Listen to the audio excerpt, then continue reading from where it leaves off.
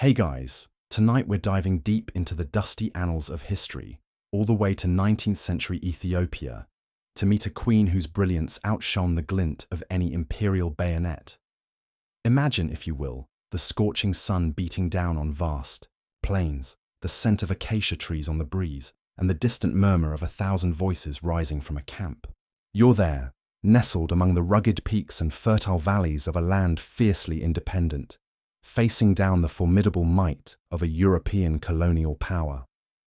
This isn't just any story, it's the tale of Empress Taytu Betul, a woman whose strategic genius saved her nation from the fate that befell so many others. She didn't just lead, she outsmarted an entire army. And let's be honest, you probably wouldn't survive a single day in her shoes, even without the looming threat of invasion. So, before you get comfortable, take a moment to like the video and subscribe, but only if you genuinely enjoy what I do here. Tell me where you're listening from and what time it is for you right now. Now dim the lights, maybe turn on a fan for that soft background hum, and let's ease into tonight's journey together. Our story begins not with Taytu, but with the man who would become her husband and emperor, Menelik II. Picture a young boy, spirited and perhaps a touch mischievous, growing up in the tumultuous political landscape of 19th century Ethiopia. His early life was a whirlwind of power struggles and shifting allegiances, a veritable historical soap opera, but with much higher stakes and considerably less binge-watching. Born Saleh Mariam, he was a prince of Shewa, one of the powerful kingdoms that made up the Ethiopian Empire. Now, the thing about Ethiopian royalty back then is that it wasn't always a straight line from cradle to throne. Sometimes it involved a bit of a detour, perhaps a forced stay in a mountain fortress, which is exactly what happened to young Menelik. Imagine being a teenager, full of youthful vigor, and suddenly finding yourself a political prisoner. Not ideal, right? Menelik was captured by Emperor Tewodros II, a formidable ruler who sought to centralize power across Ethiopia. Tewodros, in a move that historians still argue whether it was genuine paternalism or calculated manipulation, treated Menelik relatively well. He was given an education, treated with respect, and even married off to Tewodros's daughter. It's like being grounded by your dad. But your dad also happens to be a powerful emperor who kidnapped you. A bit confusing, but you just nod along. This period, though restrictive, was formative. Menelik learned the intricacies of imperial governance, observed Tewodros's strengths and weaknesses, and no doubt plotted his eventual escape and return to power. He wasn't just whiling away his days, he was absorbing, planning, and probably dreaming of a really good cup of coffee. One mainstream historical fact about Tewodros II is that he was a unifier, a figure who, despite his eventual tragic end, laid much of the groundwork for the modern Ethiopian state. He tried desperately to modernize his army and sought alliances with European powers, though these efforts ultimately failed. A quirky tidbit about Tewodros is that he was known for his massive cannons, one of which, named Sebastopol, required hundreds of men to move. Imagine the grumbling of those porters. Just a little further, lads, only another 200 miles with this oversized paperweight. You can almost hear the sighs across the centuries. Menelik eventually did escape, a daring feat that involved slipping away from Tewodros's fortress and returning to his home kingdom of Shewa. He was a popular figure, seen as the legitimate heir to the Shewan throne, and quickly consolidated his power there. The road to becoming emperor of Ethiopia was still a long and winding one, filled with more political maneuvering, strategic marriages, and occasional skirmishes. But Menelik possessed a shrewd intelligence and a knack for diplomacy. He had a way of bringing disparate factions together, a skill that would prove invaluable when confronting a foreign invader. He was, in essence, a master of the long game, playing chess on a grand continental scale. His ascension to the imperial throne wasn't immediate. After Tewodros's death, another strong ruler, Johannes IV, took the imperial crown. Menelik, ever the pragmatist, initially acknowledged Johannes's supremacy, biding his time, strengthening his own domain, and subtly expanding his influence. This period of coexistence though sometimes tense, allowed Menelik to observe, learn, and consolidate his power base. It's a bit like being the promising junior partner in a very, very powerful and slightly dangerous law firm. You learn the ropes, make connections, and wait for your moment. Historians still argue whether Menelik's submission to Johannes was purely strategic, or if there was a genuine period of cooperation. Regardless, it paid off. When Johannes IV was killed in battle against the Mahdists of Sudan in 1889, Menelik was perfectly positioned to claim the imperial title. He was crowned Emperor of Ethiopia, Menelik II, marking the beginning of a truly pivotal era for the nation. He inherited a vast and complex empire, a mosaic of kingdoms and peoples, with a long and proud history stretching back to antiquity. Ethiopia, often known as Abyssinia, had for centuries maintained its independence, a beacon in a continent increasingly carved up by European powers.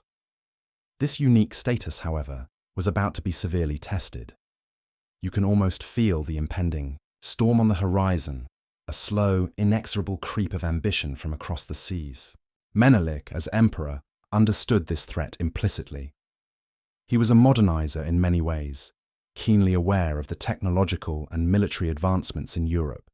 He began importing modern weaponry, hiring foreign advisors, and generally trying to bring Ethiopia up to speed, militarily speaking, with the rest of the world. He knew that the old ways, while honorable, might not be enough to deter the new threats. It's like upgrading your ancient flip phone to a smartphone, just as everyone else is getting ready to launch rockets. You're still a bit behind, but at least you can send a text. This desire to modernize and secure his nation's future would lead him and Ethiopia to a fateful confrontation. But before we get to the battle itself, we need to understand the woman who stood beside him. A woman whose keen mind and iron will would prove to be one of Ethiopia's greatest assets, Empress Taytu Betul. Her story, interwoven with Menelik's, is one of power, diplomacy, and an extraordinary display of strategic brilliance that few, if any, historical figures can match. You're about to meet a truly remarkable individual. Now, let's slow our pace even further, allowing the details to emerge like stars in a deepening twilight. The context of 19th century Ethiopia is crucial to understanding Menelik's rise. This was not a monolithic state, but a collection of kingdoms, often vying for supremacy, yet bound by a shared cultural and religious heritage. The concept of an emperor of Ethiopia was often aspirational, requiring continuous effort to maintain central authority over powerful regional rulers. Menelik's genius lay in his ability to navigate this intricate web of allegiances, using a combination of diplomacy, strategic marriages, and, when necessary, military force to consolidate his power. He understood the art of the possible, making calculated alliances and knowing when to concede small points to gain larger advantages. Imagine trying to unite a dozen stubborn cats onto one very large, uncomfortable sofa. It takes patience, a bit of trickery, and occasionally, a very firm hand. His early experiences as a prisoner under Tewodros II were, in an odd way, a blessing in disguise. Instead of being isolated from power, he was placed within its very heart, observing the workings of an emperor's court, learning the intricacies of statecraft firsthand. It was an involuntary internship in imperial governance, providing him with a unique perspective on the challenges of centralizing power and modernizing an ancient nation. He saw Tewodros's grand ambitions, but also his fatal flaws, particularly his inability to manage relations with European powers.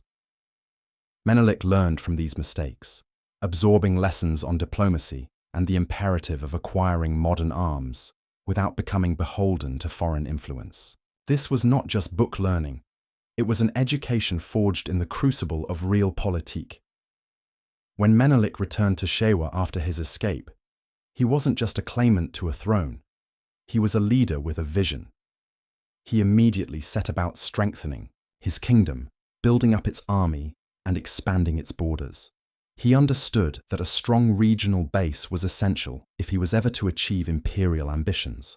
His policies in Shewa focused on internal stability and economic development, which in turn provided him with the resources and loyalty needed for grander endeavors.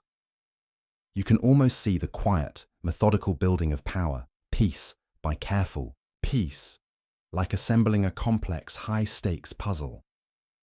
His relationship with Emperor Johannes IV was another masterclass in strategic patience. While Johannes held the imperial title, Menelik patiently built his own power base, always respectful in public, but always working to strengthen his position in private. He forged alliances with other regional rulers, some of whom resented Johannes's authority.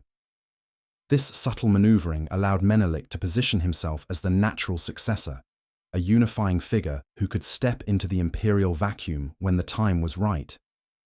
It's like being second in line for a very important job, and instead of openly plotting, you just quietly become so indispensable that everyone assumes you'll get it anyway. The acquisition of modern weaponry was a continuous preoccupation for Menelik. He understood that the spear and shield, while honorable, were no match for the repeating rifle and artillery of European armies. He used every diplomatic and economic lever at his disposal to import firearms, often trading valuable resources like ivory, coffee, and animal hides for rifles and ammunition.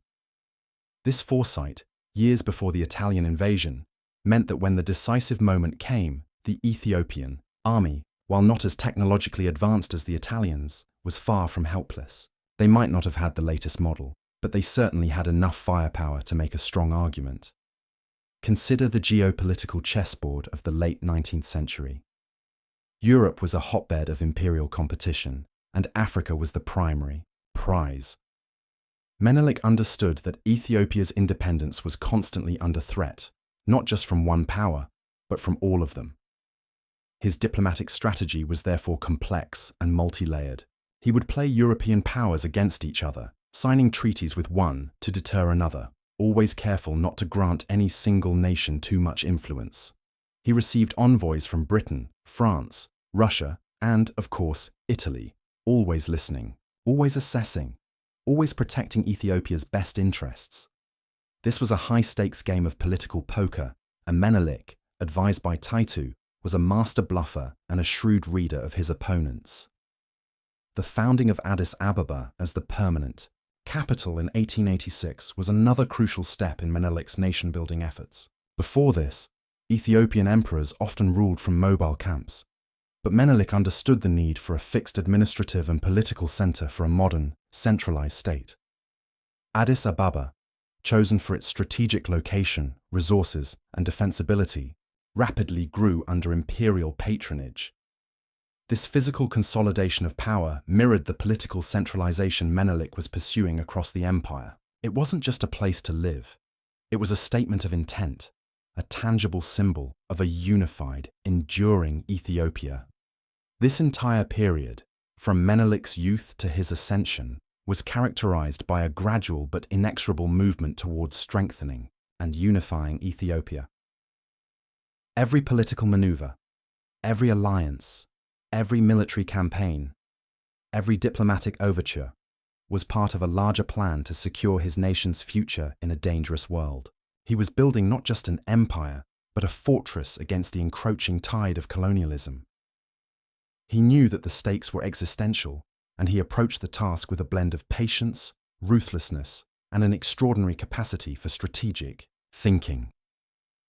The foundations were being laid, brick by painstaking brick, for the ultimate confrontation that would determine Ethiopia's destiny. Now, as the curtain rises on our next act, you find yourself transported to the late 19th century, a time when the continent of Africa was increasingly viewed through the greedy eyes of European powers. The air hums with a different kind of tension, now a quiet but persistent hum of ambition, like a distant swarm of bees slowly, inexorably approaching a prized hive.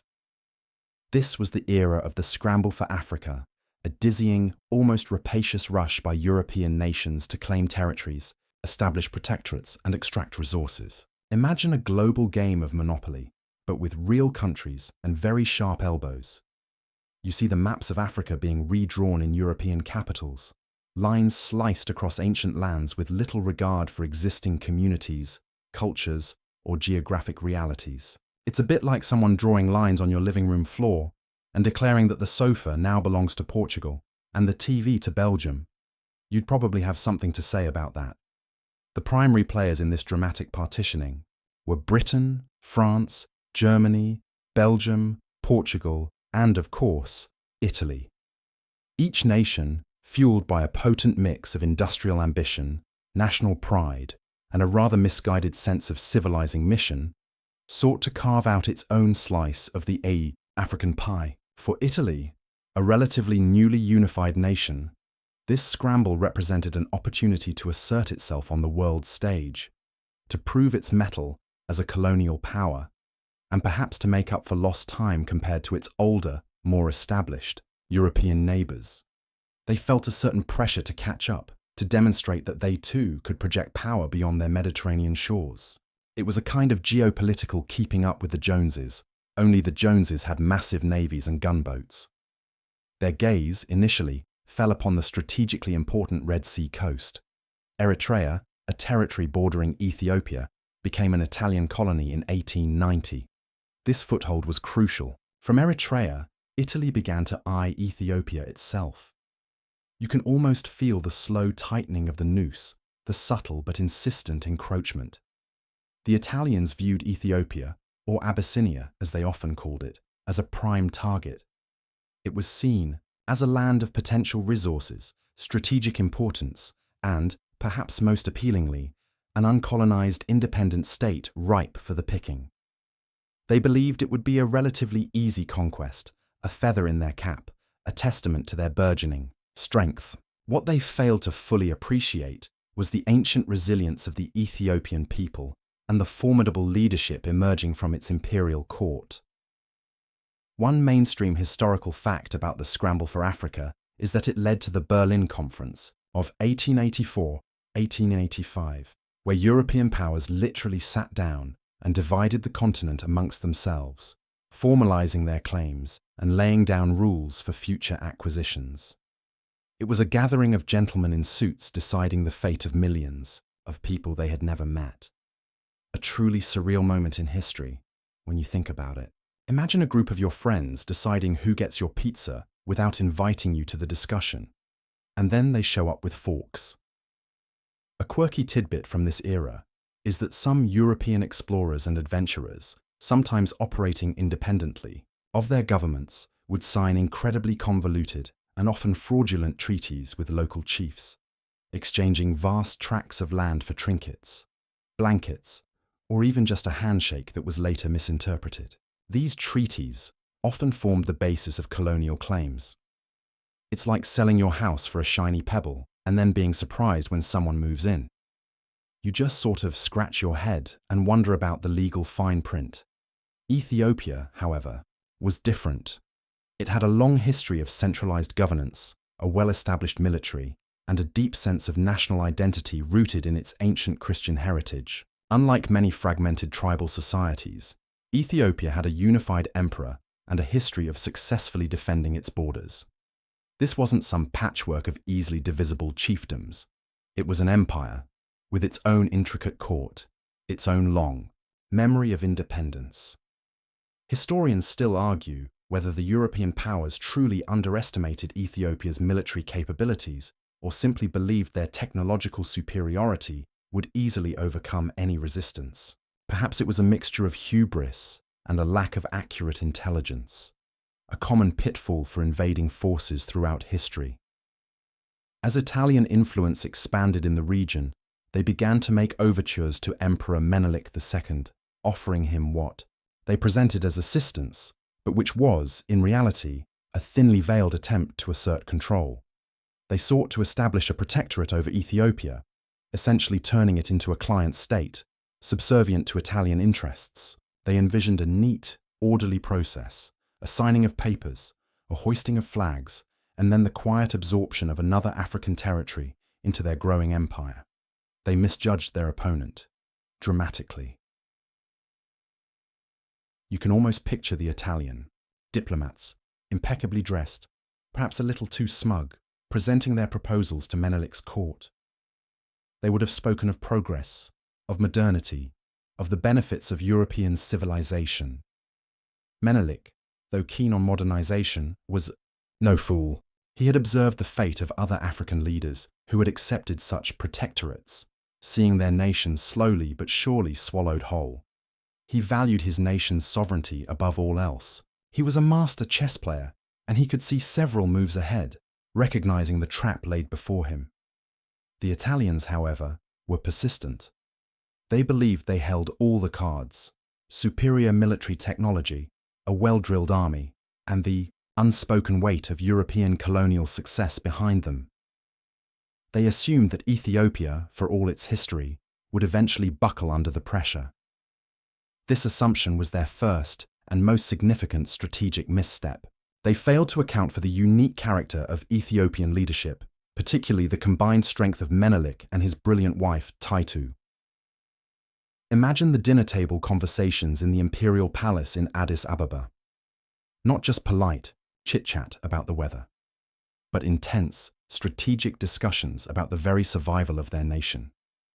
You can almost hear the low murmur of voices, the rustle of maps, the clinking of teacups as Menelik and Taytu debated options, weighed risks, and formulated their responses to the persistent Italian pressure. These weren't mere symbolic figures.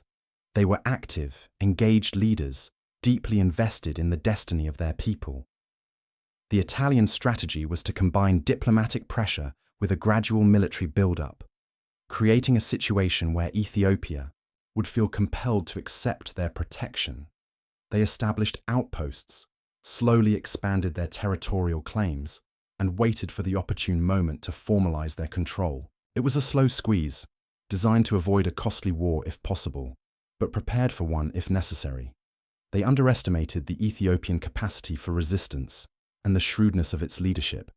They were playing a game of poker, but their opponents had a much better hand than they realized, and they were very good at bluffing. Or, in this case, very good at not bluffing and just having better cards.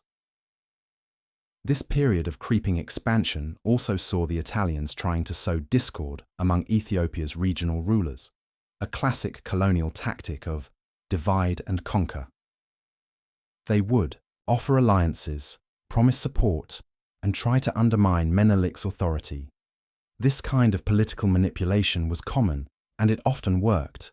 But again, Ethiopia's internal unity, forged over centuries, proved more robust than the Italians anticipated. Menelik and Taytu understood these tactics implicitly and worked to counter them, using their own diplomatic skills to maintain loyalty and cohesion within the empire. It's like trying to break up a perfectly formed jigsaw puzzle by wiggling one piece. It just doesn't work. The stage was being set for a confrontation, a collision between an ambitious European power and an ancient African empire. The Italians, with their modern rifles and artillery, believed themselves invincible. Ethiopia, with its long history of independence and a deep-seated determination, was preparing to prove them profoundly wrong. You can feel the air crackle with unspoken tension, the quiet before the storm. The drums of war were beginning to beat, faintly at first, but steadily growing louder, echoing across the vast, timeless landscapes of Ethiopia. And at the heart of this brewing storm stood a queen, whose foresight and courage would soon etch her name into the annals of history, not just as a monarch, but as a brilliant strategist. The Italians, focused on their maps and their military might, were about to learn a very hard lesson about the power of an intelligent, determined woman. The ambition of Italy was not simply a matter of national pride. It was driven by a very real economic impetus. The late 19th century was the height of the Second Industrial Revolution, and European nations were ravenous for raw materials and new markets for their manufactured goods. Africa, with its vast, untapped resources, minerals, agricultural, products, and potential labor, was seen as the perfect solution to feed this industrial hunger. For Italy, still relatively new to the colonial game, Ethiopia represented a potentially rich prize that could boost its nascent industrial base and provide a vital source of prestige. They envisioned coffee plantations, mineral mines, and a captive market for Italian textiles and machinery. This vision, however, failed to account for the intricate realities of Ethiopian society and the deep-seated resistance they would encounter. The Italians had already established themselves in Eritrea, a coastal region that had long been a point of contention between various regional powers and even the Ottoman Empire. Their presence there gave them a strategic advantage: a naval base on the Red Sea and a relatively secure staging ground for further incursions inland. From Massawa, their main port, they could project military power and extend their diplomatic reach.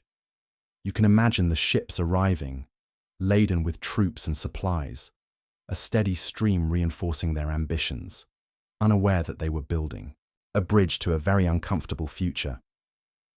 Their approach to Ethiopia was initially a combination of exploration, scientific expeditions, often thinly veiled intelligence-gathering missions, and diplomatic overtures designed to establish Italian influence. They sought out regional rulers who might be amenable to their overtures, attempting to sow discord within the Ethiopian imperial structure. It was a classic colonial playbook: divide, then conquer.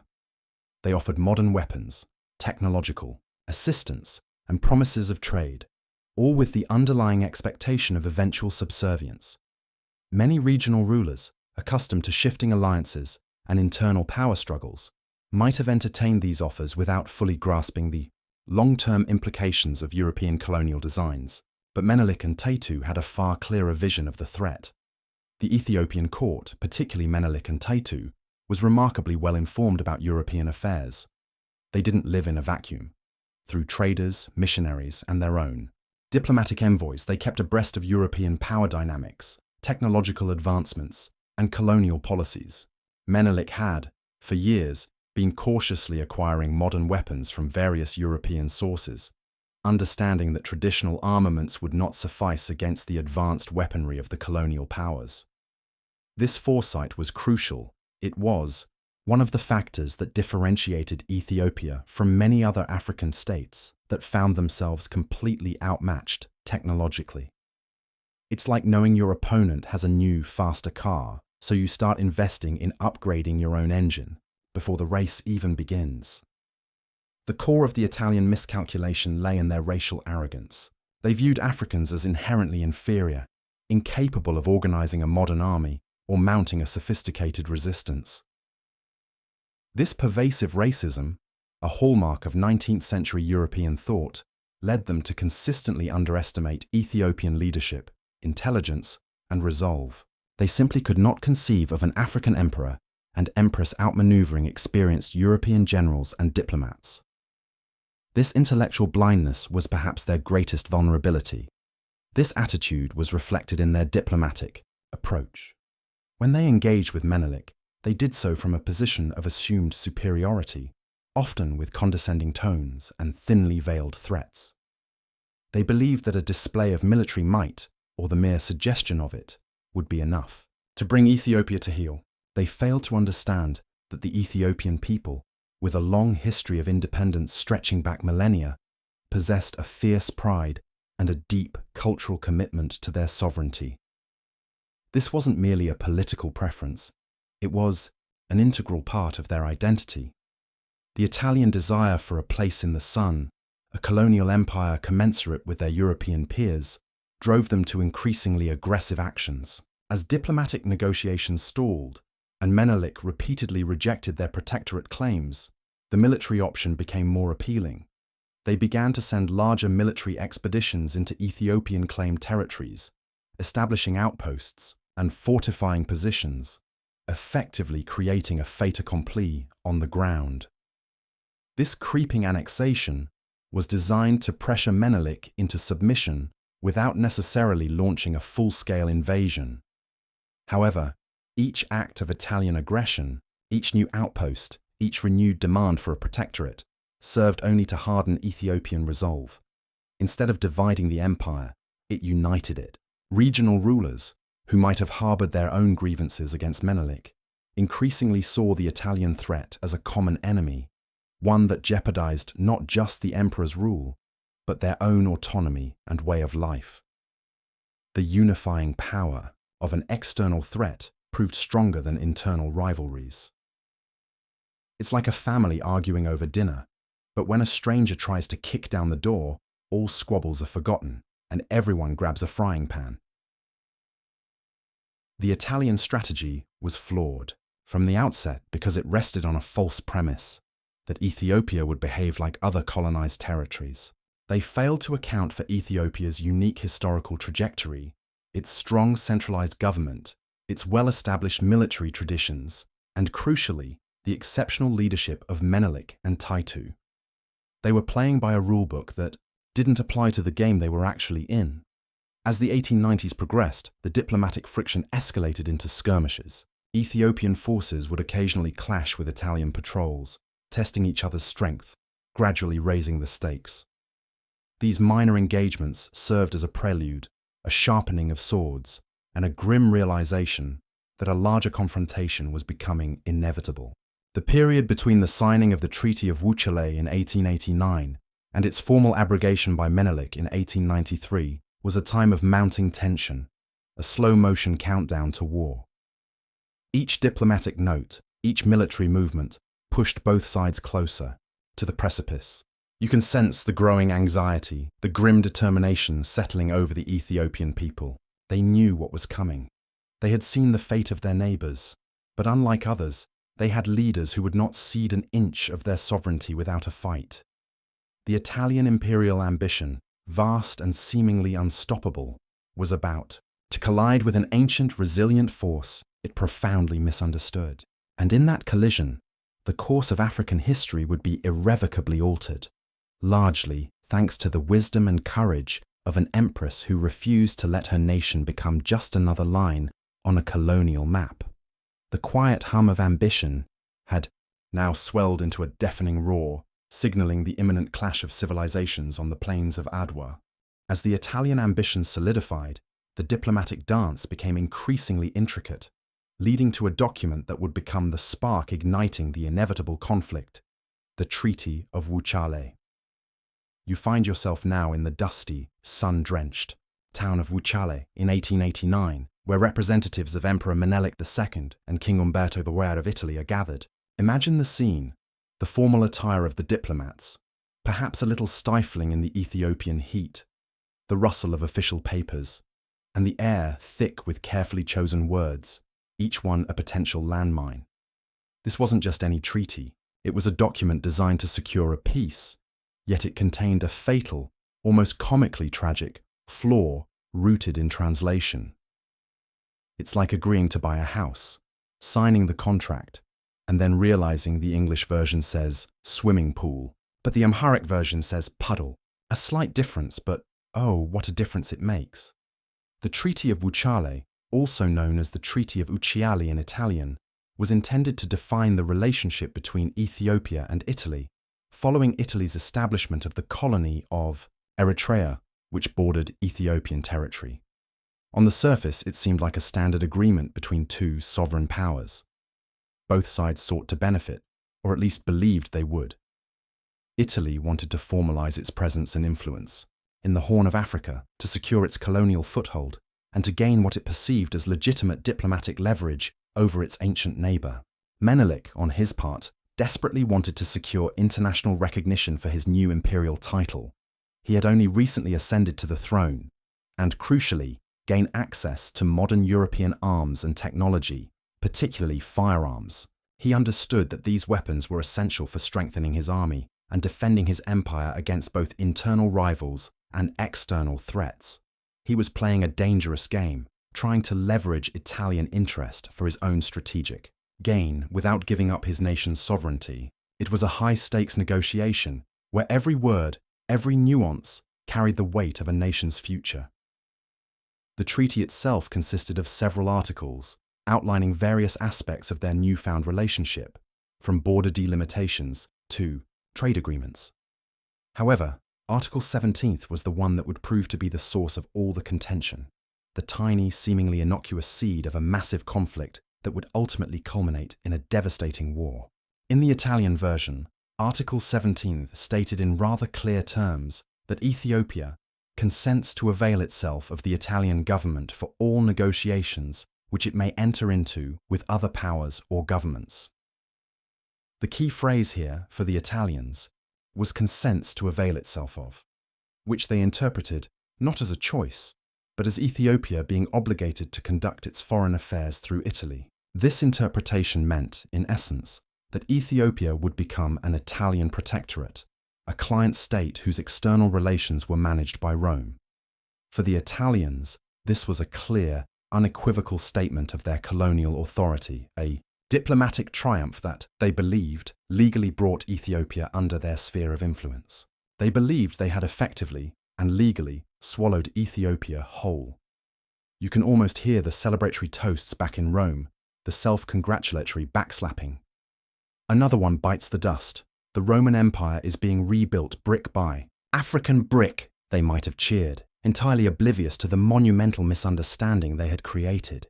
They had announced to the world that Ethiopia was now theirs, a fait accompli, and expected the rest of the world to simply nod along. However, the Amharic version of the same article read very, very differently. It stated that Ethiopia might avail itself of the Italian government for all negotiations, implying that Ethiopia could, if it wished, use Italy's diplomatic services, but was in no way obligated to do so. It was a matter of choice, a diplomatic option, not a binding constraint on its sovereignty. This was a crucial distinction, the difference between an independent nation freely choosing a diplomatic channel and a subservient state forced to operate through a colonial master. Imagine agreeing to might help someone with their chores if you felt like it, and then they assume you've signed a lifetime contract to be their personal cleaner, bound to their every command. You'd be a little miffed, to say the least, and probably reaching for the phone to call your lawyer. Historians still argue whether this discrepancy was a deliberate act of deception on the part of the Italians, a calculated manipulation of language to ensnare Ethiopia into a protectorate status without outright military conquest, or simply a genuine, if catastrophic, error in translation born of linguistic nuances and perhaps a rush to finalize the agreement. Some scholars lean heavily towards deliberate deception, citing Italy's aggressive colonial agenda and the numerous instances where European powers used similar legalistic traps to extend their control over African and Asian territories. They point to the fact that the Italian government immediately began informing other European powers of Ethiopia's new protectorate status, suggesting a premeditated intent. Others suggest it might have been a subtle diplomatic maneuver that, in translation, inadvertently went too far, or even an overly ambitious translator's honest mistake with profoundly unforeseen consequences. Regardless of intent, the outcome was disastrous. It laid the groundwork for a clash of wills, where one side believed it had secured a protectorate, and the other believed it had merely agreed to a friendly option for diplomatic assistance. The stage was set for a misunderstanding of epic proportions. Menelik, astute as he was, initially signed the treaty. He was aware of the importance of European recognition for his imperial title, and the desperate need for modern arms. Perhaps he hadn't scrutinized every single word with the intensity that would later be required, or perhaps he truly believed the Amharic version reflected the benevolent spirit of the agreement as presented by the Italian envoy, Count Pietro Antonelli. He may have genuinely interpreted it as a sign of friendly cooperation rather than an attempt at subjugation. However, as subsequent events unfolded and the Italian interpretation became aggressively clear, Menelik realized the full implications of the Italian version. When Italy began informing other European powers, Britain, France, Russia, Germany, that Ethiopia was now their protectorate, Menelik vehemently protested. He sent letters to various heads of state, clarifying Ethiopia's independent status and refuting the Italian interpretation of the treaty. He wasn't just politely disagreeing, he was drawing a very firm line in the sand, publicly challenging a major European power on the global stage. "We are not your protectorate," he was essentially saying, "and if you think we are, you've gravely misunderstood, and we will make sure you understand." A quirky tidbit about treaties and translations. Throughout history, many conflicts have arisen from similar linguistic misunderstandings or deliberate mistranslations. From ancient peace accords to modern trade deals, the subtle power of language has repeatedly proven to be a double-edged sword.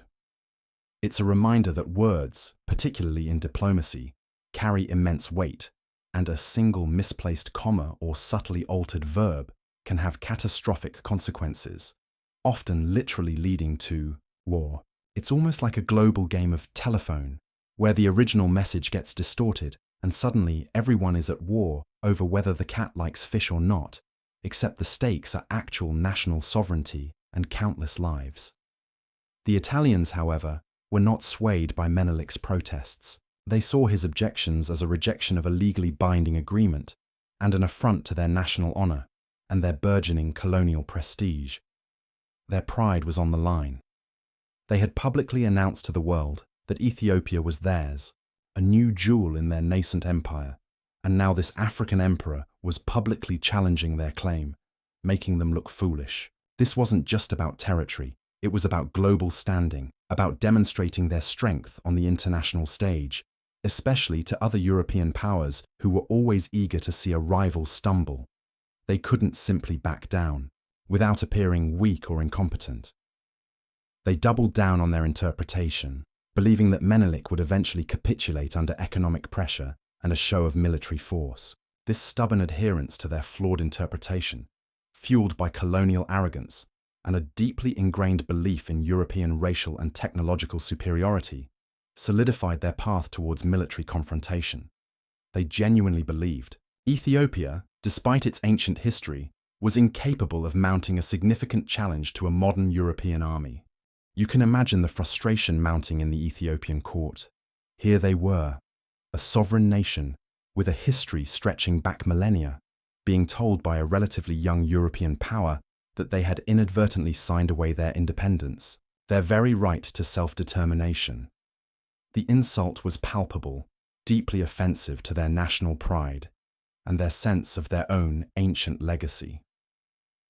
For Empress Taytu, whose character we have previously explored, this was an unacceptable affront. She was known for her fierce patriotism, her deep understanding of Ethiopian sovereignty, and her utter refusal to compromise on matters of national dignity. While Menelik often adopted a more pragmatic and patient approach to diplomacy, calculating risks and benefits, Taytu was, by many accounts, more outspoken and unyielding when it came to national honour. She was the fire to his steady flame, the direct challenge to his careful negotiation, often pushing for a firmer, more defiant stance. Her voice, sharp and clear, resonated through the imperial court, advocating for an unbending position against Italian encroachment. The diplomatic impasse escalated quickly. Menelik formally abrogated the Treaty of Wuchale in 1893, unequivocally rejecting the Italian claim of a protectorate status. This act was a clear declaration of defiance, a challenge, thrown down directly to Italy. It was an audacious move, given the vast disparity in perceived military strength between the two nations and the dominant global narrative of European colonial invincibility. It was like a small mouse, perhaps a rather intelligent and well-armed mouse, standing up to a very large, hungry lion and saying, "No thank you, I prefer not to be eaten today or any day for that matter." And the lion, predictably, did not take kindly to this refusal. The abrogation was a definitive statement. Ethiopia was sovereign and would remain so. Italy responded to the abrogation by strengthening its military presence in Eritrea and pushing further into Ethiopian territory, establishing new outposts and fortifications. They believed this military pressure, combined with economic blockades and continued diplomatic threats, would force Menelik to reconsider his position and ultimately capitulate. They were confident that a show of force would be enough to bring Ethiopia to heel. After all, had this not worked in countless other instances across Africa and Asia? They expected compliance, not defiance. They expected Menelik to see the overwhelming odds and submit. They fundamentally misread the depth of Ethiopian resolve and the combined strength of its leadership. This period was marked by a chilling realization within the Ethiopian leadership. War was no longer a distant possibility. It was an imminent, certainty. You feel the weight of this understanding, the grim determination setting in, the quiet preparations for an inevitable confrontation. The decisions made during these crucial years, from Menelik's calculated diplomatic maneuvering to Taytu's unwavering resolve and their joint efforts in securing modern weaponry, would shape the destiny of an entire nation. The Treaty of Wuchale, ironically, had the opposite effect of what Italy intended. Instead of securing a protectorate through cunning and legalistic maneuvering, it galvanized Ethiopian unity and determination, creating an unbridgeable chasm between the two nations and setting the stage for one of the most remarkable military victories in African history. The misinterpretation, whether intentional or accidental, had sown the seeds of conflict, leading directly to the plains of Adwa. The quiet hum of colonial ambition was turning into the unmistakable rumble of approaching thunder, gathering on the horizon. The diplomatic battle was over. The military one was about to begin. Having witnessed the diplomatic blunder of Wuchale and the rising tide of Italian aggression, you now turn your gaze to the formidable woman at the heart of Ethiopia's resistance, Empress Taytu Betul.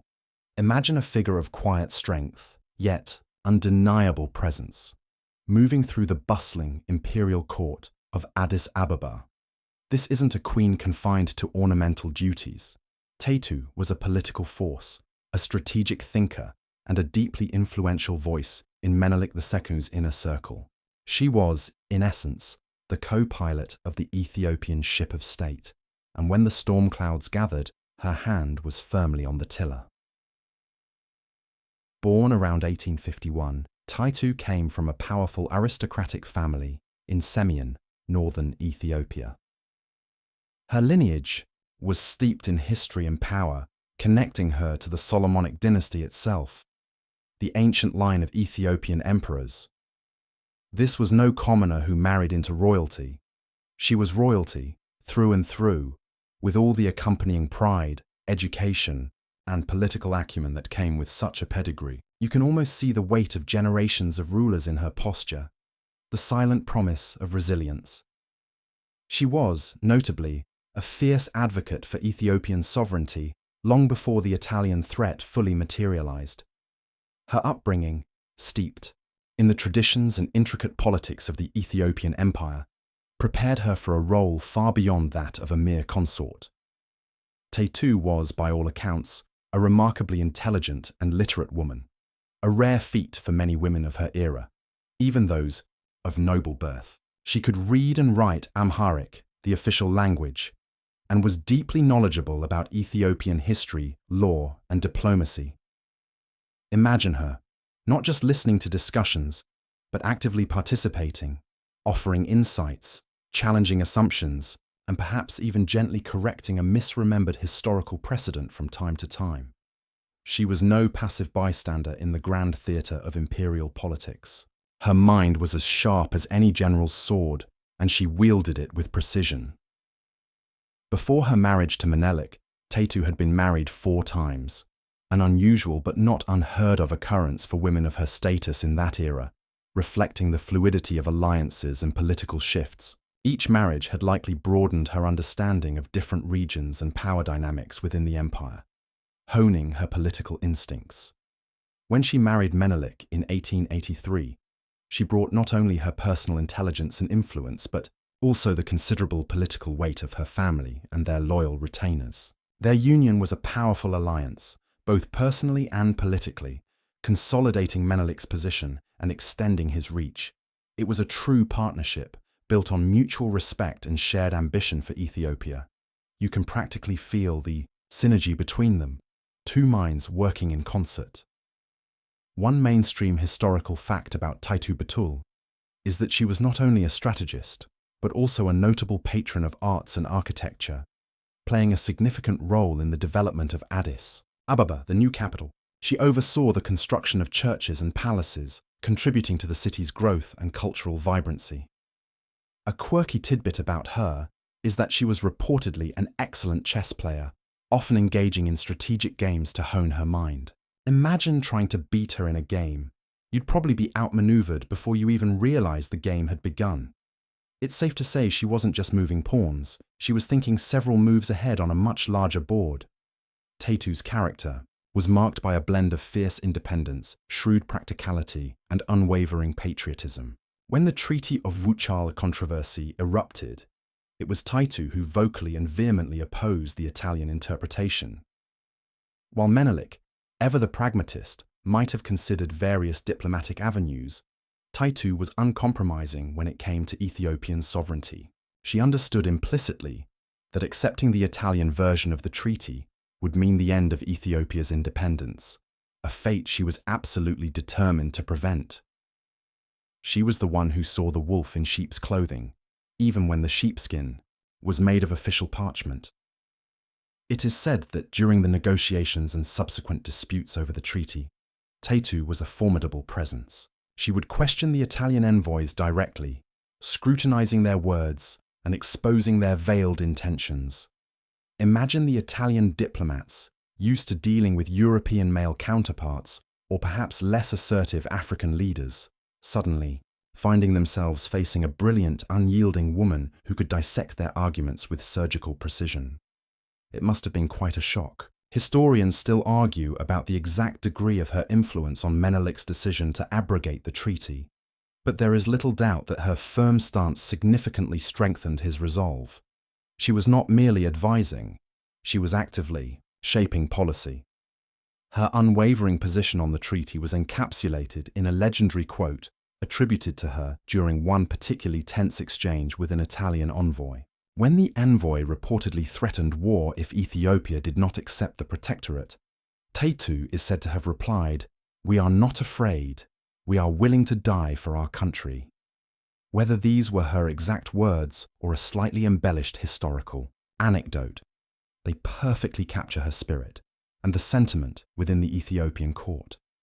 It was a declaration of defiance, a clear signal that Ethiopia would fight rather than surrender its freedom. You can almost feel the chill in the room. As those words hung in the air, Taytu was not just a diplomatic force, she was also a crucial military strategist. Unlike many empresses who remained behind the scenes, Taytu was actively involved in planning and executing military campaigns. She understood the logistics of war, the importance of supplies, intelligence, and troop movements. Her intelligence network was reportedly extensive, providing crucial information on Italian movements and intentions. She wasn't just cheering from the sidelines, she was a core part of the game plan. When the call to arms eventually came, Taytu was not content to remain in the capital. She personally led her own contingent of soldiers, estimated to be around 3,000 to 6,000 troops, to join Menelik on the march to Adwa. This was a direct, active participation in the war effort, a truly remarkable act for a female ruler of her time. Imagine her, riding at the head of her troops, perhaps less concerned with regal comfort than with the swift and efficient movement of her forces.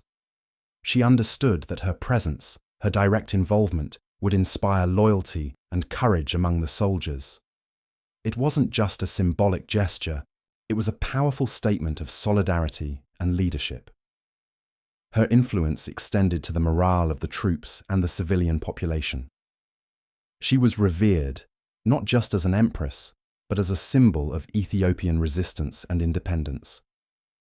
Her leadership, during the build-up to the war, her clear articulation of the stakes, and her steadfast refusal to compromise on sovereignty played a pivotal role in galvanizing national unity. The Ethiopian people, from farmers to regional nobles, rallied behind Menelik and Taytu, understanding that this was a fight for their very existence as an independent nation. The Italian hubris had, inadvertently, forged a powerful sense of national cohesion in Ethiopia.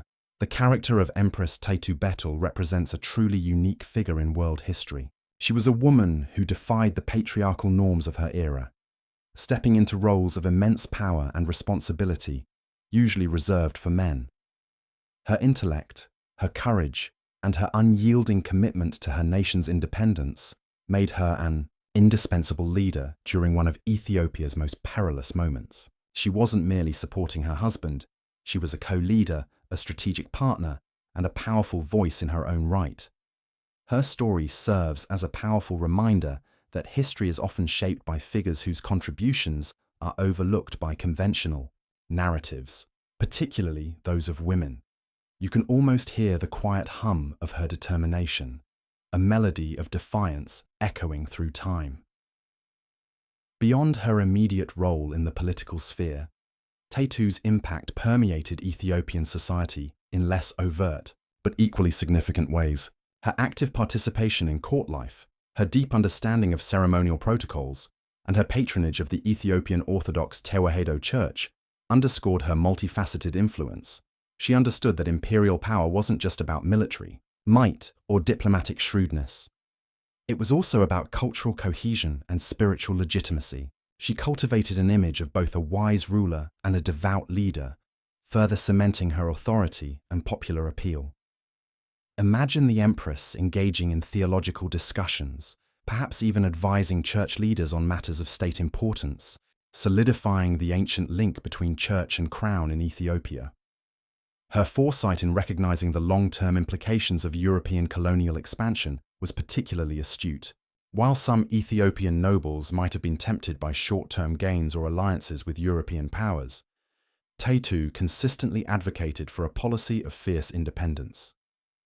She understood that the European gifts often came with strings attached, strings that would eventually tighten into chains of subjugation. This long-range strategic vision was critical in steering Ethiopia away from the pitfalls that ensnared so many other African nations. She saw the bigger picture, the chess game of continental power, when others might have only focused on the next move. Taytu's personal wealth and her extensive network of loyal retainers also played a practical role in the war effort. When Menelik issued the call to arms, she was able to mobilize her own resources and bring a well-equipped contingent to the imperial army. This self-sufficiency not only reduced the burden on the imperial treasury, but also demonstrated her personal commitment to the cause. It was a tangible expression of her leadership, proving that she wasn't asking others to make sacrifices she wasn't willing to make herself. You might imagine her overseeing the provisioning of her troops, ensuring they were properly fed and armed, just like any capable general. The dynamic between Taytu and Menelik was one of profound mutual respect, though not without its occasional friction.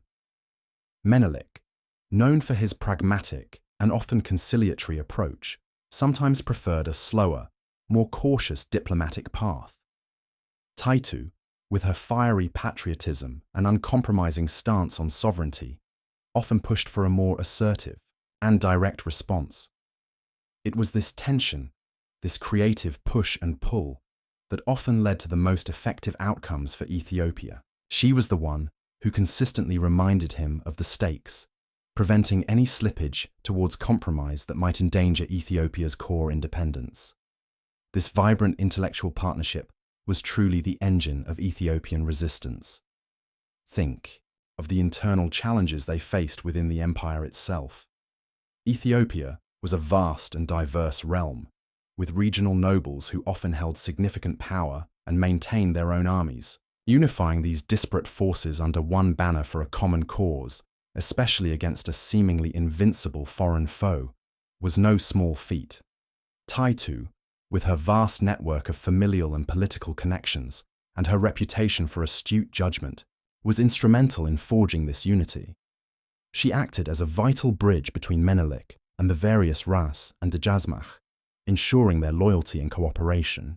It's like being the central hub in a complex network, ensuring all the spokes remain connected and strong.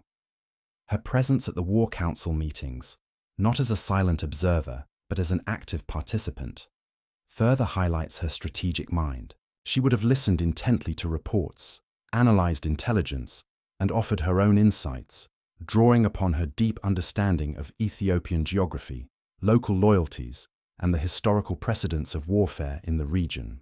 Her voice, calm and reasoned, yet firm in its conviction, would have carried significant weight. This intellectual contribution, often behind closed doors, was just as critical as the courage displayed on the battlefield.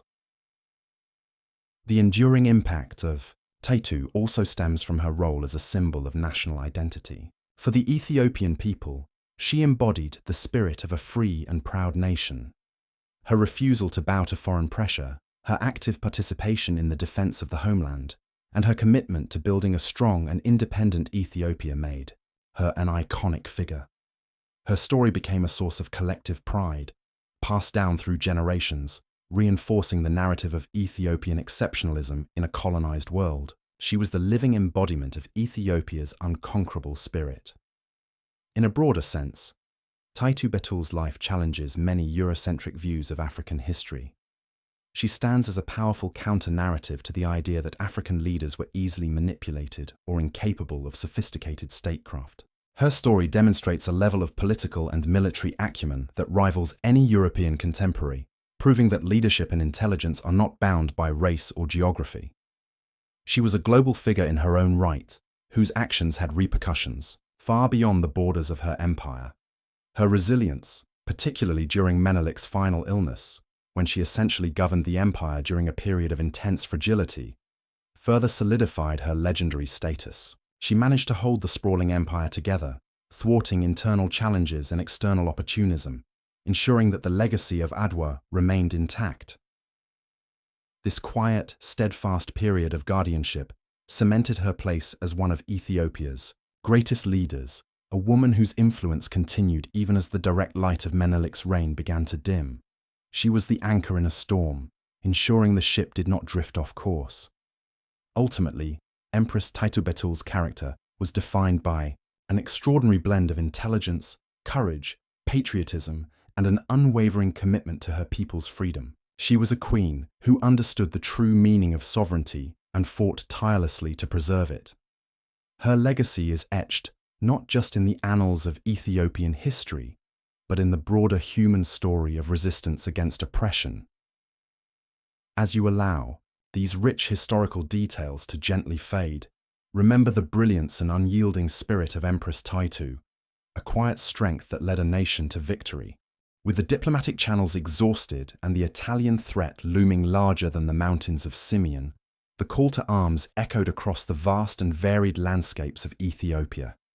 You hear it, a drumbeat, a horn call, a summons carried on the wind from the imperial capital of Addis Ababa to the most distant corners of the empire. This wasn't a call for professional soldiers alone. It was a call for every able-bodied man and many women to defend their homeland.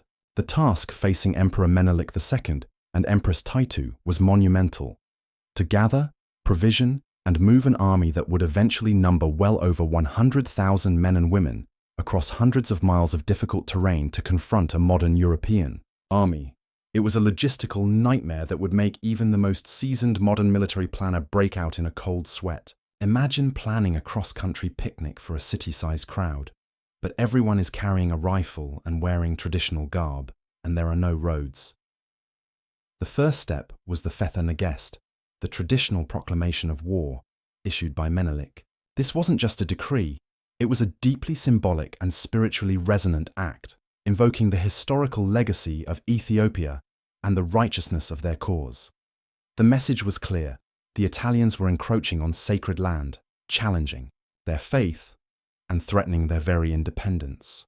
This message resonated deeply with the diverse populations of Ethiopia, from the Amhara and Oromo to the Tigrayans and Guraj. Menelik's appeal was not just to military duty, but to a profound sense of shared identity and destiny. He was, in essence, asking his people to fight for everything they held dear. As the proclamation spread, regional kings, nobles, known as Ras or Dejazmach, and tribal chiefs began to mobilize their forces. Each Ras commanded his own contingent of soldiers, organized along traditional lines equipped with whatever weapons they possessed, from ancient spears and shields to newly acquired rifles. This decentralized military structure was both a strength and a weakness. A strength because it allowed for rapid, localized mobilization. A weakness because coordinating such a diverse and geographically dispersed force presented immense challenges. It was like trying to conduct an orchestra where every musician was in a different village, playing a different instrument, but somehow they all managed to play in tune when it mattered most. One mainstream historical fact is that Menelik II had been actively acquiring modern firearms for years, a shrewd foresight that proved critical. He had purchased rifles from various European powers, even from Italy itself, long before the conflict erupted. This slow, steady accumulation of weaponry gave the Ethiopian army a crucial, if still insufficient, advantage over their traditionally armed counterparts. A quirky tidbit about these acquired firearms: many were older models, sometimes even muzzle loaders or very early breech loaders, and the ammunition was often mismatched, requiring clever improvisations by Ethiopian gunsmiths to keep them firing. Imagine being given a jigsaw puzzle where half the pieces are from a different box and you still have to make a coherent picture. You'd certainly need some ingenuity. The logistical challenges of assembling such an army were staggering. First, simply gathering the troops. Men, and women, as we'll see, travelled from every corner of the empire, often on foot, sometimes covering hundreds of miles. They brought their own provisions where possible, but the emperor was responsible for feeding and supplying a moving city. Then, the provisioning. A massive army requires an enormous amount of food, water, and fodder for animals. This meant organizing caravans of mules, donkeys, and camels laden with grain, dried meat, butter, and all the necessities of war. It was a Herculean task of procurement and distribution. Historians still argue whether the provisioning strategy was brilliantly improvised or simply a testament to the resilience of the Ethiopian people in enduring hardship. It was likely a bit of both, a messy, glorious testament to sheer willpower. You feel the dust rising under thousands of feet, hear the murmur of countless voices, the clang of weapons, and the occasional bray of a protesting mule. The initial gathering point was often Addis Ababa, the new capital, which temporarily swelled beyond imagination. This was where the disparate regional forces converged, formed up, and began their slow, deliberate march north towards the Italian positions. The sheer scale of the operation would have been breathtaking. It wasn't just an army, it was a migration. Each Raz arrived with his standard flying, his retainers and warriors in tow, creating a vibrant, albeit potentially unruly spectacle of regional power and national commitment. The atmosphere, despite the grim purpose, would have been charged with a sense of collective purpose, perhaps even a carnival-like energy as men from different parts of the empire mingled, shared stories, and prepared for the looming confrontation. The terrain itself was a formidable adversary. Ethiopia is a land of dramatic contrasts: towering mountain ranges, deep river gorges, arid lowlands, and high plateaus. The march to Adwa, located in the northern Tigray region, meant traversing hundreds of kilometers through this challenging landscape. Imagine trudging for weeks, perhaps months, under a relentless sun, over rocky paths, through thorny scrub, carrying your meager belongings and your weapon.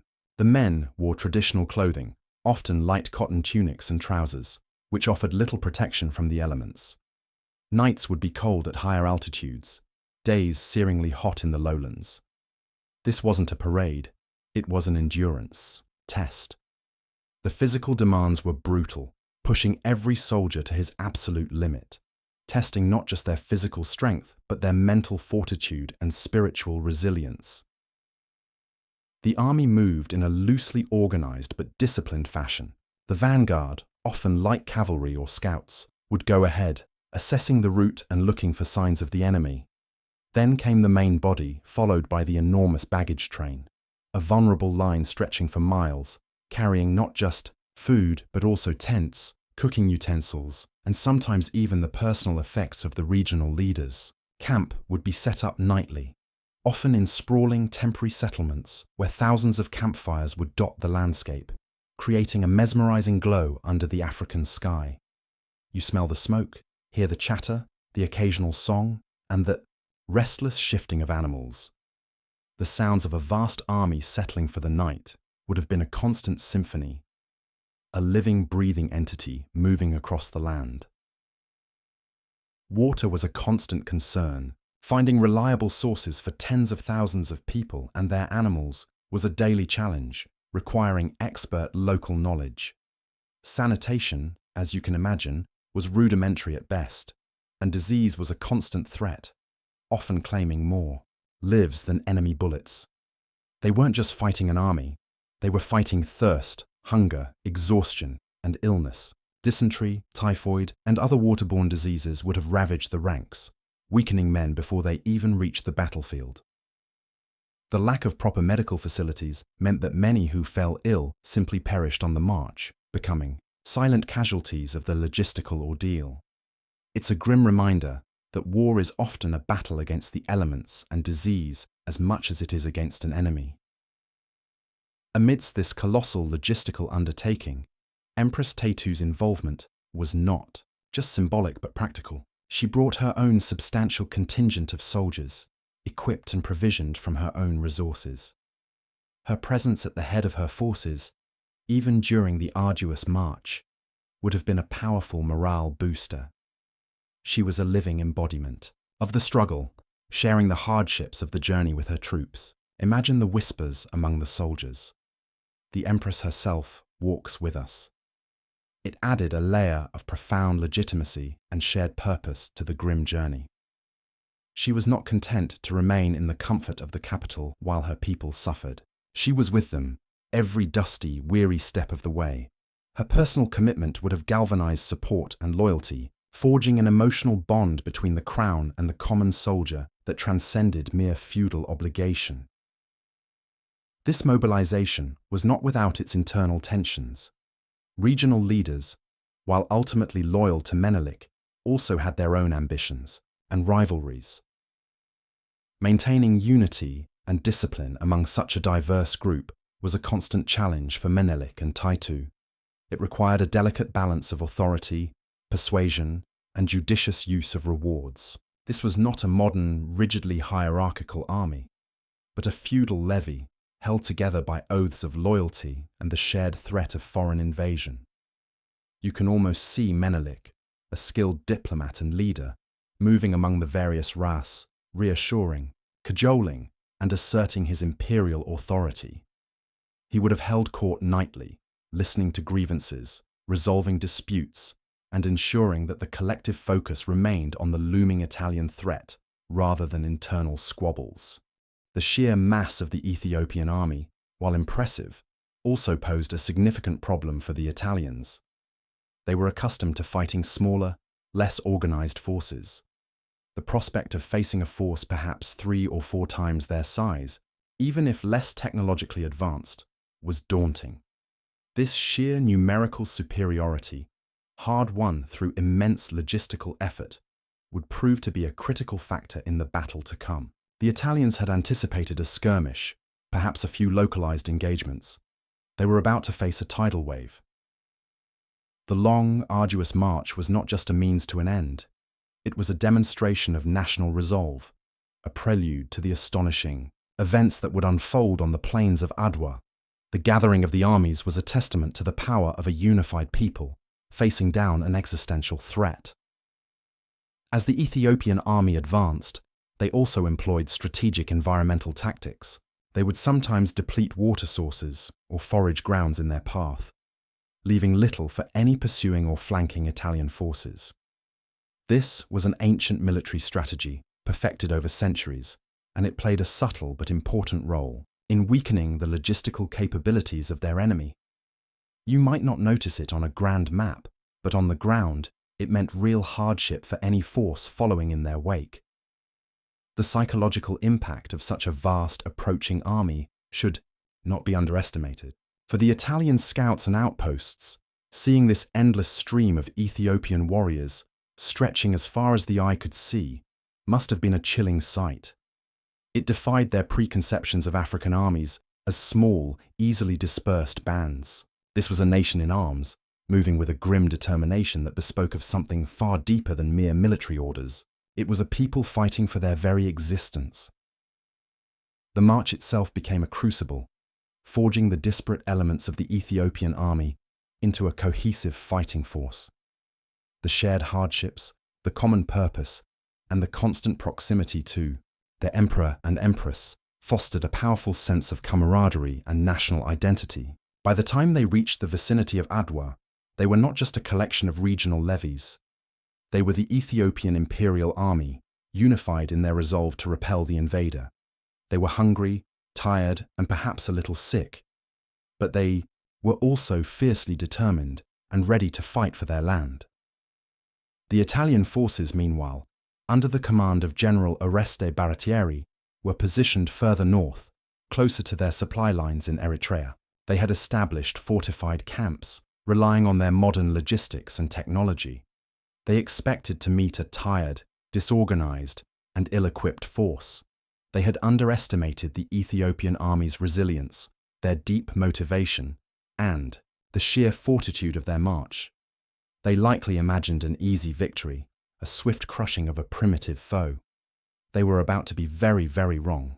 This underestimation, born of colonial arrogance, was perhaps their most fatal error, allowing them to dismiss the preparations and capabilities of their adversary. The final stages of the march involved careful reconnaissance and positioning. Menelik and his generals, aided by their deep knowledge of the local terrain and intelligence from scouts, chose their ground carefully, looking for positions that would negate Italian technological superiority and favor their own numerical advantage.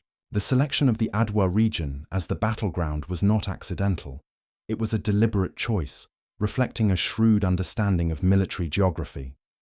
The Ethiopians knew every hill, every ravine, every hidden path, which would prove invaluable when the fighting began. The long, arduous march was over. The fight was about to begin. The gathering of the armies was a testament to the power of a unified people, facing down an existential threat and ready to carve their own destiny in the annals of history. Section 6. With the massive Ethiopian army now assembled and lumbering northward, you join them on their epic journey, a march that wasn't just a military maneuver, but an act of profound national will. This was the grueling trek to Adwa, a journey of hundreds of kilometers through the formidable heart of Ethiopia, stretching from the central highlands towards the northern frontier with Eritrea. Imagine the sheer scale of it, a veritable river of humanity and animals snaking across a rugged and unforgiving landscape. This wasn't a quick sprint. It was a slow, deliberate grind, a test of endurance and discipline that would stretch the limits of every individual involved. The journey began, for many, in the cool, elevated plains around Addis Ababa, gradually descending into warmer valleys, only to climb again into the colder, more desolate mountain passes of Tigray. You feel the sun, a relentless presence in the Ethiopian sky, baking the earth and shimmering off distant horizons. The air grows thick with dust, kicked up by tens of thousands of feet and hooves, coating everything in a fine ochre powder. Every breath is a mouthful of grit. The sounds are a cacophony, the rhythmic thud of bare feet on dry earth, the clatter of weapons, the lowing of cattle, the braying of mules, and the constant murmur of human voices, a living tapestry of Ethiopian languages and dialects. The path was rarely a well-worn road. More often, it was a rough track, winding through thorny scrubland, over rocky outcrops, and down precipitous slopes. Sometimes, the army would have to forge new paths through dense vegetation, hacking their way forward, a slow, arduous process. You can almost hear the rhythmic thwack of machetes and axes. Rivers, though often dry stream beds in the dry season, could become formidable obstacles after even a short rain, turning into raging torrents. Imagine attempting to cross a swollen river with an entire army, its animals, and its cumbersome baggage. Train. A logistical nightmare involving makeshift bridges, human chains, and probably a few nervous moments for everyone involved. The supply chain, as you might imagine, was stretched to its absolute breaking point. While Menelik had made extensive preparations, the sheer number of people and animals meant that foraging and living off the land became a grim necessity. Soldiers would share meager rations, often just roasted grain or dried meat. The slower pace of the march was often dictated by the need to find water sources and grazing land for the vast herds of pack animals and livestock that followed the army. Imagine a logistical team constantly scouting ahead, desperately searching for the next oasis, the next patch of grass that could sustain this moving city. Historians still argue whether the reliance on local foraging was a deliberate strategy to lighten the baggage train or simply an unavoidable consequence of the army's enormous size. It was likely a bit of both, a messy, glorious testament to sheer willpower. One mainstream historical fact is that the march took several weeks, possibly even months for some contingents, stretching the endurance of the troops to their limits. This long, arduous journey also served a psychological purpose, hardening the soldiers and filtering out the less determined. A quirky tidbit is that local villagers along the route, despite the burden of feeding such a massive force, generally welcomed the army, viewing them as protectors against the foreign threat. They would often offer what little they had, demonstrating the deep national unity in the face of invasion. It's a heartwarming thought amidst the grim reality of war, a fleeting moment of communal solidarity. The Italian forces, meanwhile, under the command of General Oreste Baratieri, were positioned further north, closer to their supply lines in Eritrea. They had established fortified camps, relying on their modern logistics and technology. They expected to meet a tired, disorganized, and ill-equipped force. They had underestimated the Ethiopian army's resilience, their deep motivation, and the sheer fortitude of their march. They likely imagined an easy victory, a swift crushing of a primitive foe. They were about to be very, very wrong. As the Ethiopian army drew closer, the challenges mounted. Sickness, always a threat in large concentrations of people, began to take its toll. Dysentery, fevers, and other ailments would have thinned the ranks, though exact numbers are difficult to ascertain. You see the tired faces, the gaunt figures, but also the unwavering determination in their eyes. This was not just a military expedition, it was a pilgrimage of survival, a test of faith and endurance. Empress Taytu, as mentioned before, was not merely observing from a comfortable distance. She was part of this grinding journey, leading her own formidable contingent. Her presence would have been an immense source of inspiration. Imagine the soldiers, exhausted after a long day's march, seeing their empress enduring the same hardships, perhaps even more so given her age and customary comforts. This shared suffering forged an unbreakable bond between the leadership and the common soldier, a powerful ingredient in the recipe for victory. She didn't just tell them to fight, she showed them. The intelligence gathering during the march was crucial. Scouts would constantly report on Italian movements, troop strengths, and supply lines. This information would dictate the pace and direction of the Ethiopian advance, allowing Menelik and his generals to adapt their strategy on the fly. This was not a blind charge, it was a calculated movement towards a confrontation. Based on intelligence and a deep understanding of the terrain, the Ethiopians knew their own land far better than the Italians did, a significant advantage in any conflict.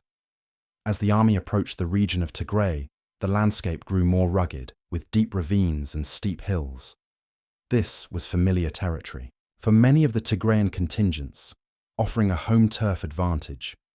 The local knowledge of water sources, hidden paths, and ambush points would prove invaluable in the days leading up to the battle. It's like fighting on your own block against someone who's never been there before. You know where all the shortcuts are, and where the dog usually barks. The immense size of the Ethiopian army, while logistically challenging, also presented a significant problem for the Italians. They simply didn't have enough men to cover all potential approaches or to effectively counter such a vast force. Their military doctrine was based on facing smaller, less organized forces. The prospect of facing a force perhaps 3 or 4 times their size, even if less technologically advanced, was daunting. This sheer numerical superiority, hard won through immense logistical effort, would prove to be a critical factor in the battle to come. The Italians had anticipated a skirmish, perhaps a few localized engagements. They were about to face a tidal wave. The long, arduous march was not just a means to an end, it was a demonstration of national resolve, a prelude to the astonishing events that would unfold on the plains of Adwa. The gathering of the armies was a testament to the power of a unified people, facing down an existential threat. The Ethiopian army on the march was a marvel of decentralized organization. Each ras, regional lord, commanded his own contingent, comprising thousands of warriors, often accompanied by their retainers and even families who served in support roles. Imagine the vibrant diversity of these contingents. The fierce warriors from Tigray, intimately familiar with the northern mountains, the cavalry from Oromo lands, known for their swiftness, the infantry from Shoa, fiercely loyal to Menelik. Each group brought its own traditions, its own battle cries, and its own unique fighting style, creating a vast mosaic of martial prowess. They were united by a common language, Amharic, the court language, and a shared sense of identity under the emperor, but their internal structures remained distinct, adding to the challenge of overall command. It was like trying to herd 1,000 cats, except these cats were armed and incredibly proud. Despite the inherent difficulties of coordinating such a diverse force, Menelik maintained a remarkable degree of control. His authority, rooted in both tradition and recent victories, ensured that the Ras generally acted in concert with his strategic vision. He held regular war councils during the march, listening to the advice of his generals and regional leaders, but ultimately making the final decisions. Empress Taytu, as you know, was a prominent voice in these councils, her strategic acumen respected by all. Her presence, particularly among her own contingent, exemplified the unity of purpose that permeated the imperial court. She wasn't merely a symbolic figure. She was an active participant in shaping military policy. The journey was also a constant exercise in resourcefulness. As the army moved, it relied heavily on local populations for food and water beyond the initial provisions. This could sometimes strain relationships, but generally, the local communities understood the greater threat and provided what they could, often out of patriotic duty. Grain was requisitioned, livestock purchased or acquired, and water sources diligently identified and managed. The movement of such a massive logistical tail, stretching for miles behind the main fighting force, was a testament to the resilience of the Ethiopian supply system, however rudimentary it might seem by modern standards. It was a fluid, adaptive system, more like a living organism than a rigid military convoy. You feel the slow passage of time during this march, measured not in hours but in days and weeks of relentless progress. The sun rises, the army moves, the sun sets, and they make camp. The simple rhythm of marching, eating, and sleeping would have become ingrained, a monotonous drumbeat to the approaching conflict. Soldiers would share stories, sing traditional songs, and perform war dances to keep spirits up.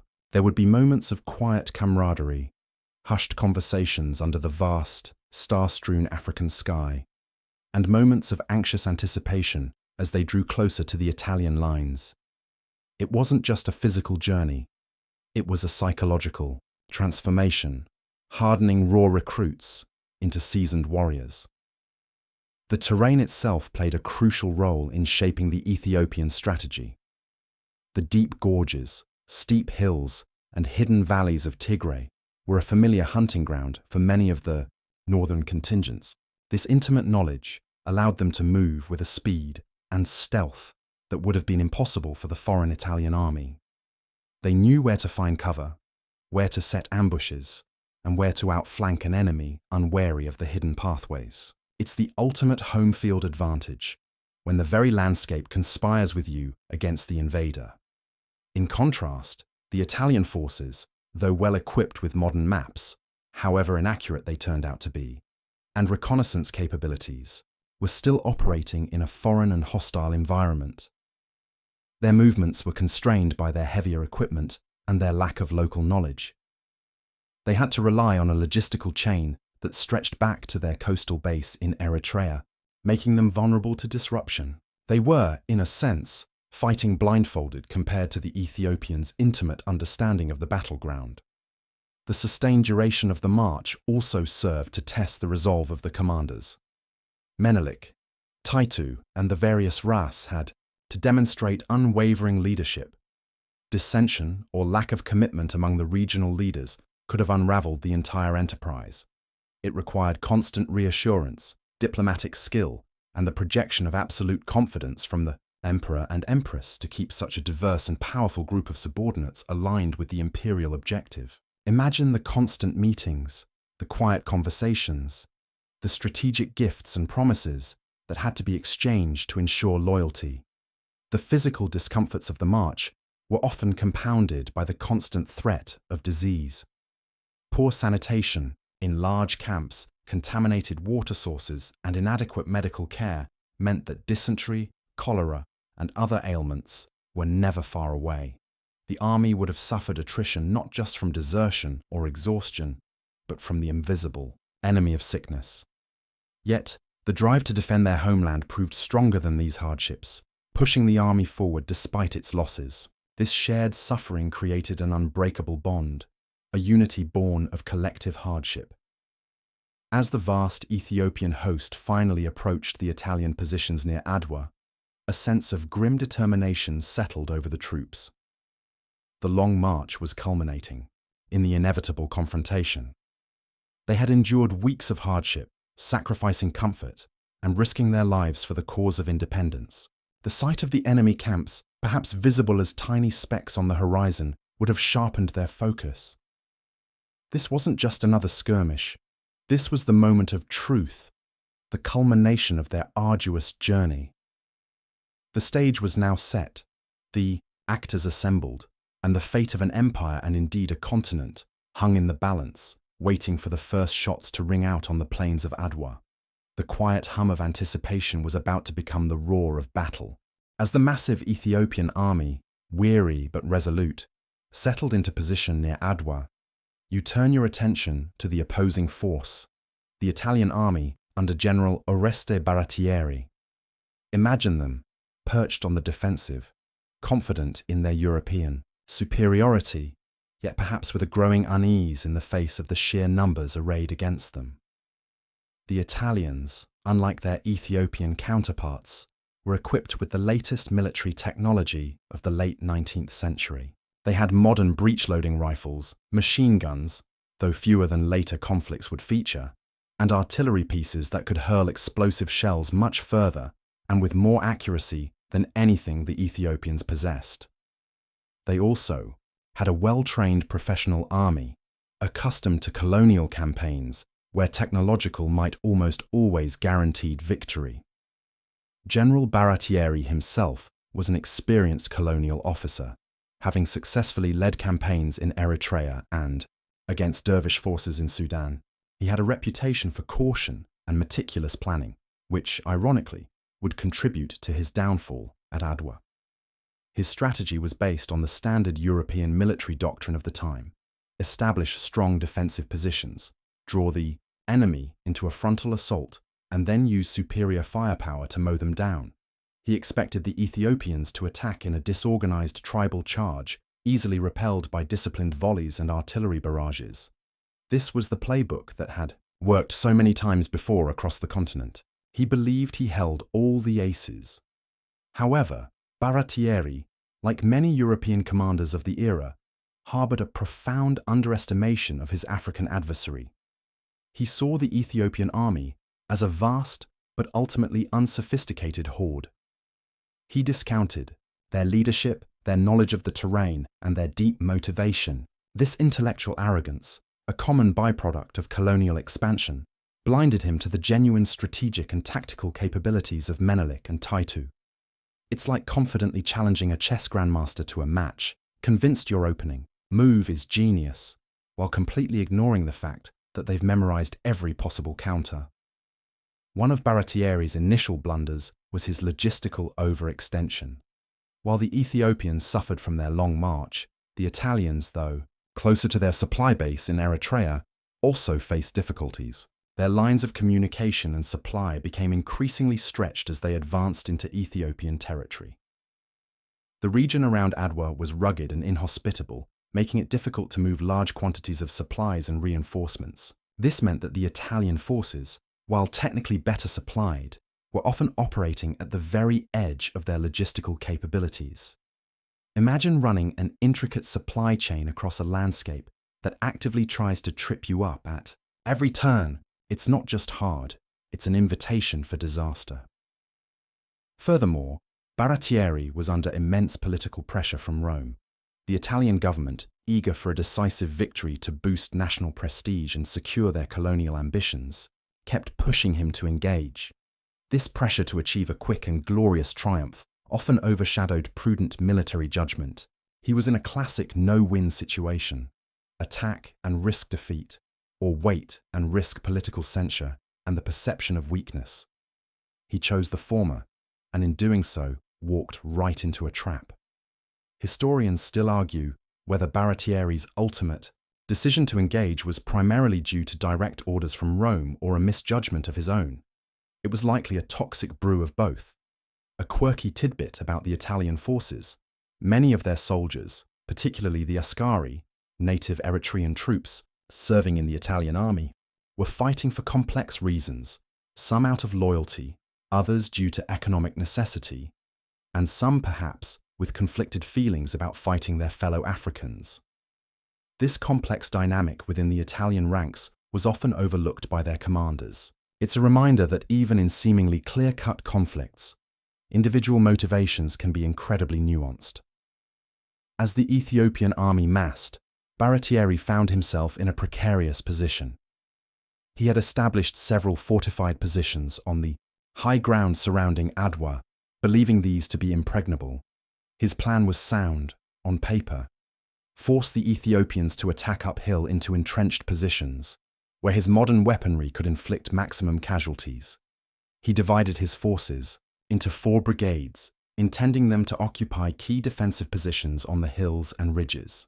This dispersal, while aimed at covering multiple approaches, would ultimately prove to be a fatal error, particularly due to the poor communication and inaccurate maps. The maps the Italians were using were notoriously inaccurate, often based on outdated surveys or limited reconnaissance. This wasn't a minor inconvenience, it was a profound handicap in a rugged, unfamiliar terrain. Imagine trying to navigate a complex, multi-day hike through unknown mountains with a map that shows lakes where there are only dry riverbeds and flat plains where there are steep ravines. It's a recipe for confusion and disastrous misdirection. This lack of accurate topographical knowledge would lead to battalions getting lost, marching into unexpected ravines, and failing to link up with their intended positions. It was less of a strategic advance and more of a confused stumble in. The dark Baratieri's critical blunder occurred on the eve of the battle. Concerned about dwindling supplies and fearing that the Ethiopians would simply melt away if he didn't attack, he made the fateful decision to launch a night march on March 1, 1896. His objective was to seize key high ground before dawn, surprising the Ethiopians and forcing them into a disadvantageous fight. This decision, though seemingly bold, was fraught with risk. Night marches, even for well-drilled armies with accurate maps, are incredibly difficult to execute. For a force operating in unfamiliar, treacherous terrain with flawed maps, it was a recipe for chaos. You can almost hear the whispered commands in the dark, the stumbling of men over rocks, the clatter of equipment as soldiers struggled to maintain formation in the pre-dawn gloom. The Italian brigades, attempting to move into their designated positions, became separated and disoriented. Some units took wrong turns, marched into ravines they couldn't cross, or found themselves miles from their intended locations. Communication broke down almost immediately. What was intended as a coordinated surprise attack quickly devolved into a confused jumble of isolated units, stumbling blindly towards an enemy they still largely underestimated. This dispersal and disorientation effectively neutralized much of Italy's technological advantage. Instead of presenting a unified, well-defended front, they offered isolated targets. Their artillery, intended to provide coordinated fire support, found itself out of position or unable to communicate with the infantry it was supposed to protect. The machine guns, powerful as they were, could only be effective if deployed correctly in concentrated fire zones, which was impossible for scattered units. It was like having a super-powerful, high-tech army, but each soldier was given a different set of instructions, and they all forgot their walkie-talkies. Baratieri, from his command post, was largely unaware of the extent of the disarray until it was too late. He was relying on the assumption that his well-trained officers would overcome any minor navigational difficulties. He failed to account for the unique challenges of the Ethiopian terrain and the profound impact of his inaccurate maps. This was not a failure of courage on the part of the Italian soldiers. It was a failure of command, planning, and, fundamentally, a failure to respect the environment and the enemy. The scene on the night before Adwa, then, was one of stark contrast. On one side, a disciplined but disoriented Italian army grappling with its own internal chaos and the challenges of a foreign land. On the other, a vast, patient Ethiopian force, well-rested, intimately familiar with the terrain, and prepared for battle. The Italians had walked straight into a trap, not a deliberate one sprung by cunning Ethiopian design, but one created by their own overconfidence and flawed execution. The sun was about to rise on a morning that would forever alter the course of African and European history, a morning when hubris met harsh reality on the plains of Adwa. The reasons behind Baratieri's fatal decision to launch a night march, despite his reputation for caution, are complex and still debated by military historians. One significant factor was the dwindling supplies for the Italian forces. Their logistical chain, as mentioned, was stretched thin. Waiting longer meant consuming more precious provisions without a clear end in sight. Baratieri feared that if he didn't act, his army would simply begin to waste away from hunger and disease, or worse, the Ethiopians would disperse, forcing him to pursue them endlessly across hostile territory, which would be an even greater logistical nightmare. He felt a ticking clock against him. Another crucial element was the political pressure from Rome. The Italian Prime Minister, Francesco Crispi, was eager for a swift, decisive victory to bolster his government and Italian national prestige. Crispi sent increasingly impatient telegrams to Baratieri, urging him to attack and questioning his cautious approach. These messages, often bordering on accusations of timidity, put immense psychological pressure on the general. Imagine your boss constantly sending you emails at 3 a.m. saying, "Are we there yet? Why aren't you winning already?" It creates an environment where rash decisions start to look like the only way out. Baratieri, an old soldier, may have felt his honor and career were on the line, pushing him to take risks he might otherwise have avoided. Furthermore, Baratieri's continued underestimation of the Ethiopian fighting spirit and strategic capability contributed to his overconfidence in the night march. He believed that even if his brigades were somewhat disoriented, their superior training, discipline, and firepower would still be enough to decisively defeat the primitive Ethiopian army. He failed to grasp that the Ethiopians were not a disorganized rabble but a formidable national army, unified by a clear cause and led by brilliant strategists like Menelik and Taytu, who understood the terrain and tactics of war implicitly. This ingrained colonial bias proved to be a fatal flaw in his assessment. The terrain around Adwa was also a significant factor in exacerbating the Italian blunders. It was a labyrinth of steep hills, deep ravines, and hidden valleys, often covered in dense, thorny bush. Visibility, even in daylight, was often limited, and navigating it at night without accurate maps was an almost impossible feat for an army relying on precise maneuvers. You can almost feel the frustration of the Italian officers trying to read their maps by lantern light, squinting at ambiguous lines that bore little resemblance to the chaotic reality around them. Every wrong turn, every unforeseen obstacle led to further fragmentation and demoralization. The dispersal of the Italian brigades into 4 separate columns, while intended to cover a broader front and execute a flanking maneuver, became their undoing due to these navigational errors. Instead of a strong, unified assault, the columns became separated by several kilometers. General Dabormida's brigade, on the far right, found itself isolated and unable to effectively support the others. General Albertone's Ascari brigade, pushing too far forward on the left, became dangerously exposed, like a finger outstretched too far from the fist. The central brigade under General Arimondi was left vulnerable, with gaping flanks that the Ethiopians would ruthlessly exploit. This lack of cohesion meant that when the battle began, the Italians were not fighting as a single coordinated force, but as several isolated and often unaware units. Their technological advantage, which relied heavily on massed firepower and coordinated artillery support, was effectively nullified. Artillery pieces, designed to support infantry advances, found themselves out of range or without clear targets.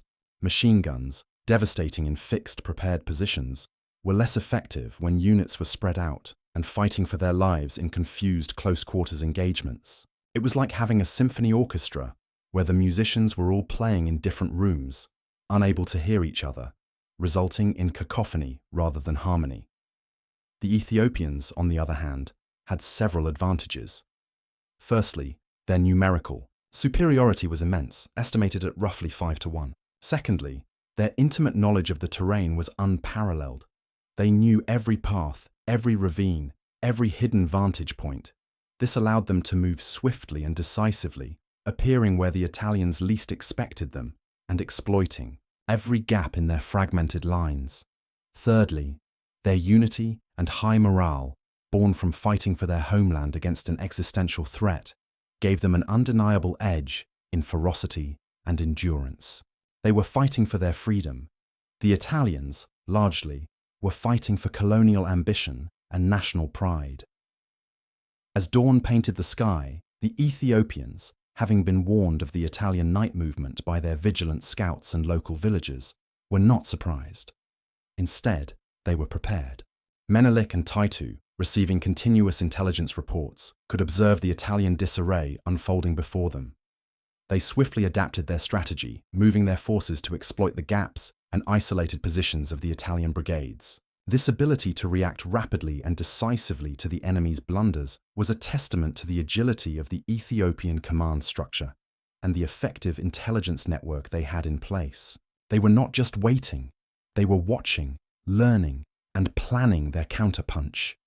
The opening shots of the battle, therefore, were not a surprise attack by the Italians, but a coordinated Ethiopian response to fragmented Italian movements. General Albertone's brigade, having pushed too far ahead, found itself facing the full force of the Ethiopian main body. The fighting quickly became intense and brutal. The Askari, despite their courage, were overwhelmed by sheer numbers and sustained a desperate defense. Their cries for reinforcements were largely unheard or ignored by the distant and disoriented Italian command. The scene on the battlefield was one of rapidly escalating chaos. Individual acts of bravery on both sides were numerous, but the strategic advantage had firmly shifted to the Ethiopians. The Italian dream of a quick, decisive colonial victory was evaporating with the morning mist, replaced by the grim reality of a comprehensive and humiliating defeat. The sun, now fully risen, cast long shadows over the unfolding tragedy for the Italian forces, illuminating a scene of utter confusion, desperation, and eventually, rout. Adwa was not just a battle. It was a profound lesson in the perils of hubris and the power of a people united in defense of their freedom. As dawn grudgingly broke on March 1st, 1896, the confusion and disarray within the Italian ranks were reaching critical mass. You are there, perched on a rocky outcrop, feeling the pre-dawn chill give way to the first hints of the sun's warmth. Yet a chill of a different kind runs through the air. The vast Ethiopian army, having rested through the night, was stirring, preparing for what they knew would be a decisive day.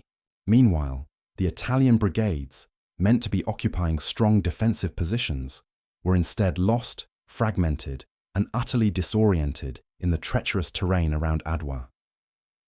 This was not the coordinated, disciplined advance General Baratieri had envisioned.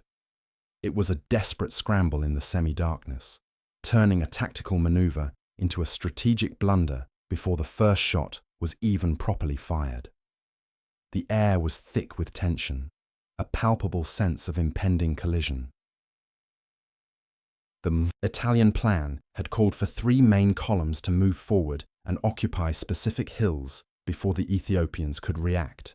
The lead brigade, under General Arimondi, was tasked with seizing the central heights of Kidan Meret, a strategic hill commanding a wide view of the potential battlefield.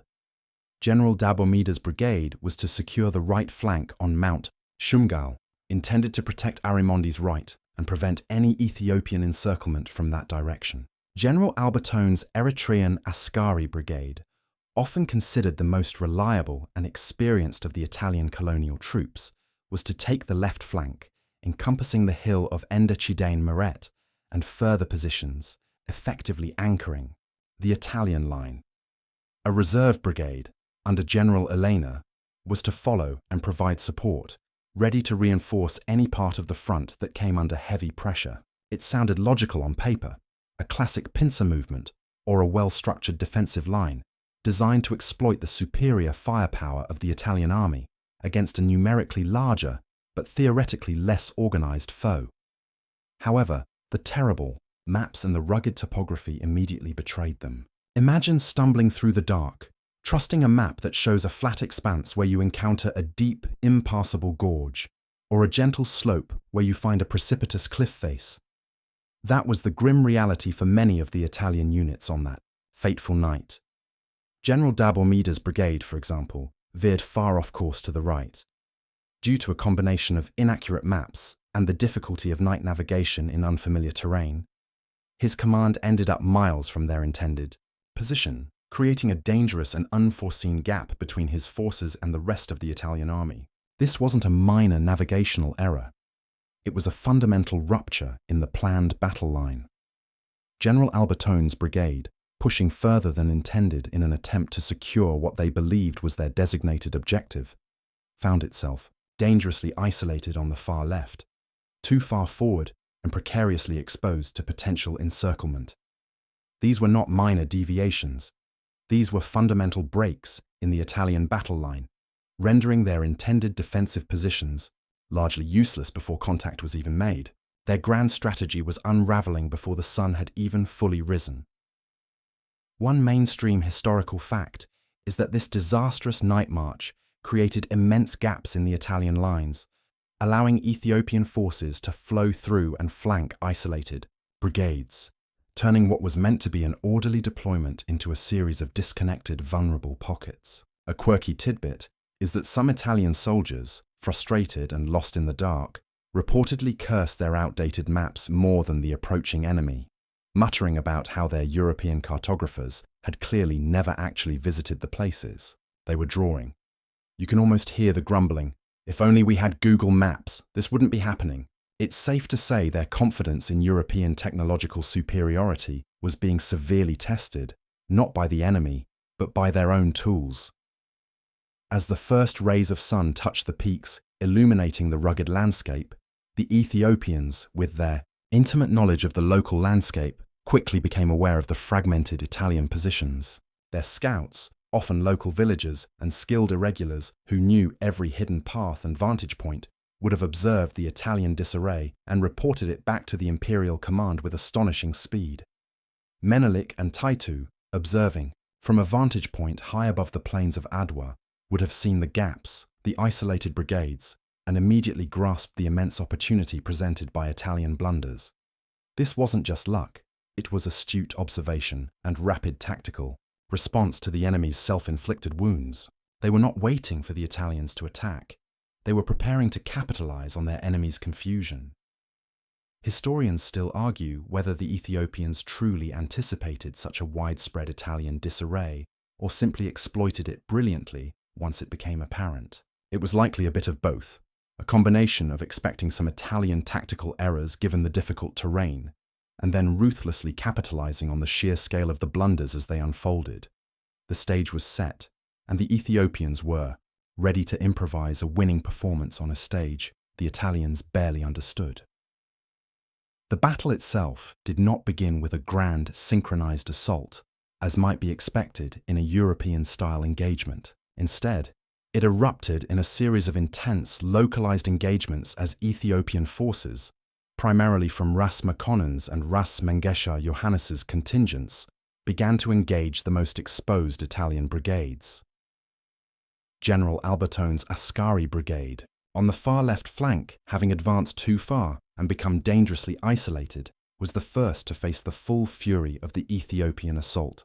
You hear the first crackle of rifle fire, quickly escalating into a roar, punctuated by the deeper boom of artillery. The air fills with the smell of gunpowder and dust, and the ground beneath you seems to vibrate with the shock waves of explosions. Albertone's askari, though courageous and well-drilled, found themselves in an untenable position. They were attacked from multiple directions by overwhelming numbers of Ethiopians, who used the rugged terrain to their advantage, appearing suddenly from ravines and over ridges. The askari fought fiercely, holding their ground for several grueling hours against impossible odds. Their modern rifles inflicted heavy casualties on the attacking Ethiopians, who advanced in waves, showing incredible bravery and disregard for their own safety. But the sheer numerical superiority of the Ethiopians eventually began to tell. It's like watching a dam holding back a flood, but the flood is simply too vast, too relentless, and tiny cracks appear everywhere, slowly widening until the entire structure is on the verge of collapse. The askari, despite their discipline and firepower, were drowning in a sea of determined warriors. Communication breakdown among the Italian command was almost total.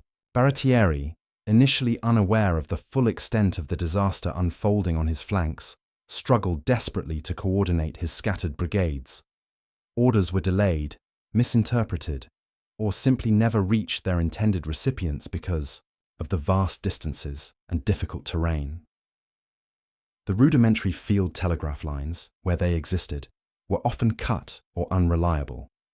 The chain of command, so vital in battle, had effectively snapped. Each Italian brigade was essentially fighting its own isolated, desperate battle, without the benefit of coordinated support, clear instructions from above, or even accurate information about the positions of friendly forces. It was a chaotic, every man for himself situation, completely undermining their technological advantages and their training.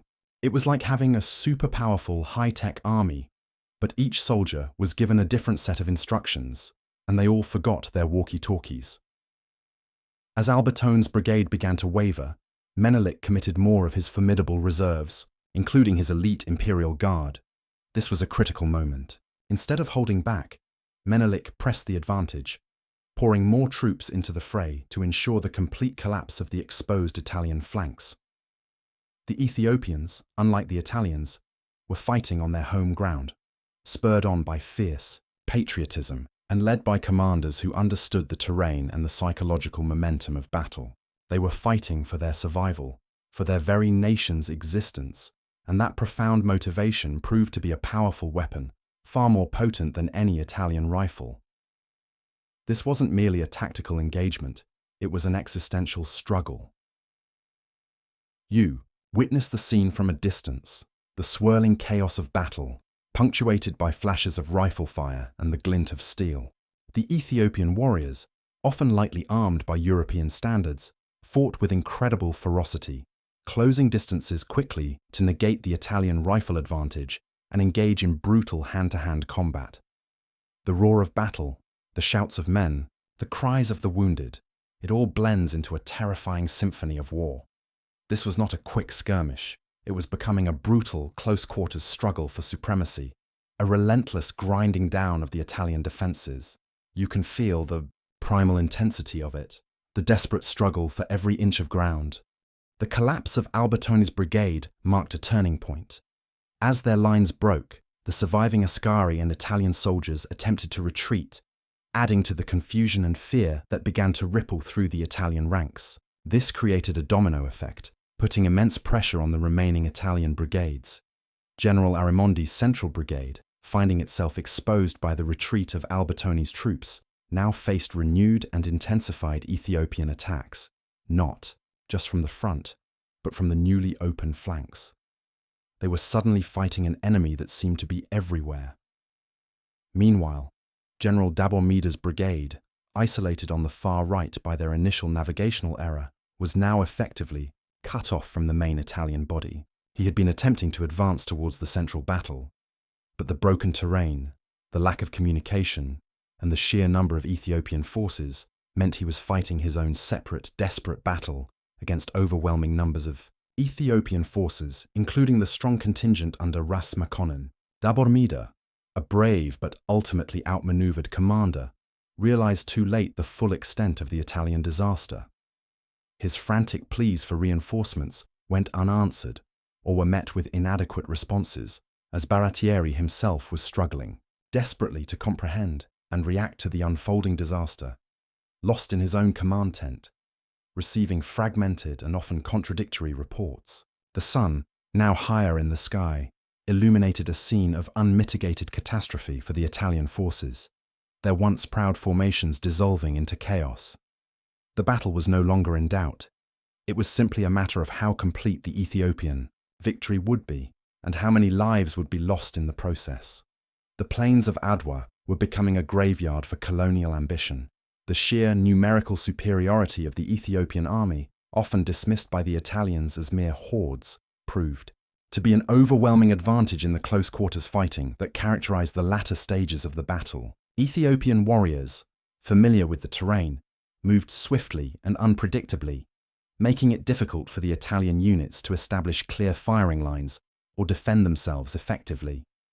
When they closed the distance, their traditional weapons, swords, spears, and shields, became devastatingly effective against European soldiers struggling with bayonets and cumbersome rifles in hand-to-hand combat.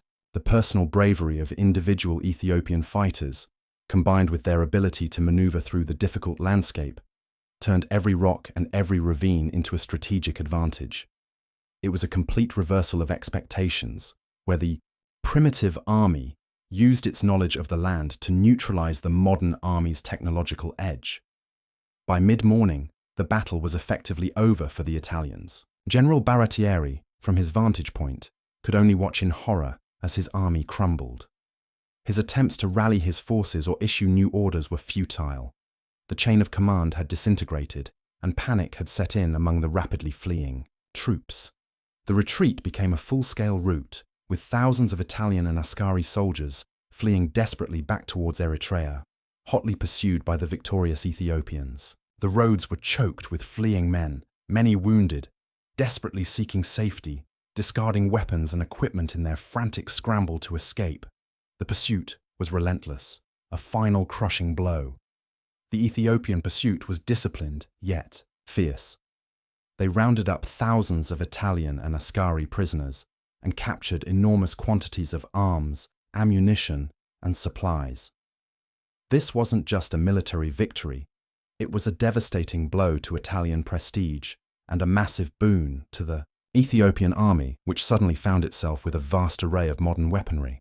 The battlefield itself became a grim testament to the scale of the Italian defeat, littered with bodies, abandoned equipment, and the shattered remnants of a colonial ambition. The air, which had been thick with tension at dawn, now carried the somber echoes of a war concluded. The Battle of Adwa was a crushing defeat for Italy. Estimates vary, but Italian casualties were staggering. Over 6,000 killed, 1,500 wounded, and approximately 3,000 prisoners captured. Ethiopian casualties, while also significant, were considerably lower, estimated between 4,000 and 7,000 killed and wounded. This was not just a loss, it was an annihilation of a significant portion of Italy's colonial army and a profound humiliation on the global stage. It stripped away the veneer of European invincibility that had dominated colonial narratives for decades. You feel the profound shift in the air after the battle. The mood among the Ethiopians was one of jubilation, mixed with solemn reflection on their fallen comrades. They had achieved the impossible. They had defeated a modern European army, and in doing so, had preserved their ancient independence. The news of Adwa would send shockwaves across the world, shattering the pervasive myth of European military supremacy and inspiring anti-colonial movements across Africa and beyond. For the first time in the modern colonial era, a European power had been decisively defeated by an African nation. The Battle of Adwa wasn't just a battle. It was a watershed moment, a turning point in the history of global power dynamics, proving that resistance was not only possible, but could be victorious. It was a dawn of hope, born from the crucible of conflict, ensuring that Ethiopia's sun would continue to rise, free and unbowed. As the morning wore on, the Battle of Adwa, initially a series of confused skirmishes, coalesced into a full-blown rout for the Italian forces. You find yourself amidst the swirling chaos, the air thick with the acrid smell of gunpowder and the shouts of thousands of men. The meticulously planned Italian offensive had completely unraveled, turning into a desperate, disorganized struggle for survival. The decisive moment, the hinge upon which victory swung, came as the Italian lines, fractured and isolated, finally broke under the relentless Ethiopian assault. General Albertone's Askari Brigade, having borne the brunt of the early Ethiopian attacks due to its exposed position, was the first to completely disintegrate. Imagine the scene. Waves of Ethiopian warriors, some armed with modern rifles, others with traditional spears and swords, surging forward, overwhelming the brave but beleaguered Askari. The disciplined volleys of Italian rifle fire, while devastating, at close range, simply could not stem the tide of sheer numbers. The Askari, though fighting valiantly, found themselves outflanked, surrounded, and with no hope of reinforcement. Their ammunition dwindled, their lines thinned, and eventually the sheer pressure became unbearable. You see the individual acts of heroism, soldiers fighting to the last, but also the grim reality of a collapsing front. The retreat began not as an orderly withdrawal, but as a desperate flight. Soldiers broke ranks, abandoning their positions, scrambling back over the treacherous terrain they had so blindly advanced across just hours before. The once proud Italian formation dissolved into a terrified mob, each man seeking his own escape. The Ethiopian pursuit was immediate and relentless, turning the retreat into a massacre. The terrain, which had caused such confusion for the Italian advance, now became their worst enemy during the withdrawal, hindering their movements and providing countless ambush points for the pursuing Ethiopians. Ravines became death traps, and rocky hillsides offered no sanctuary.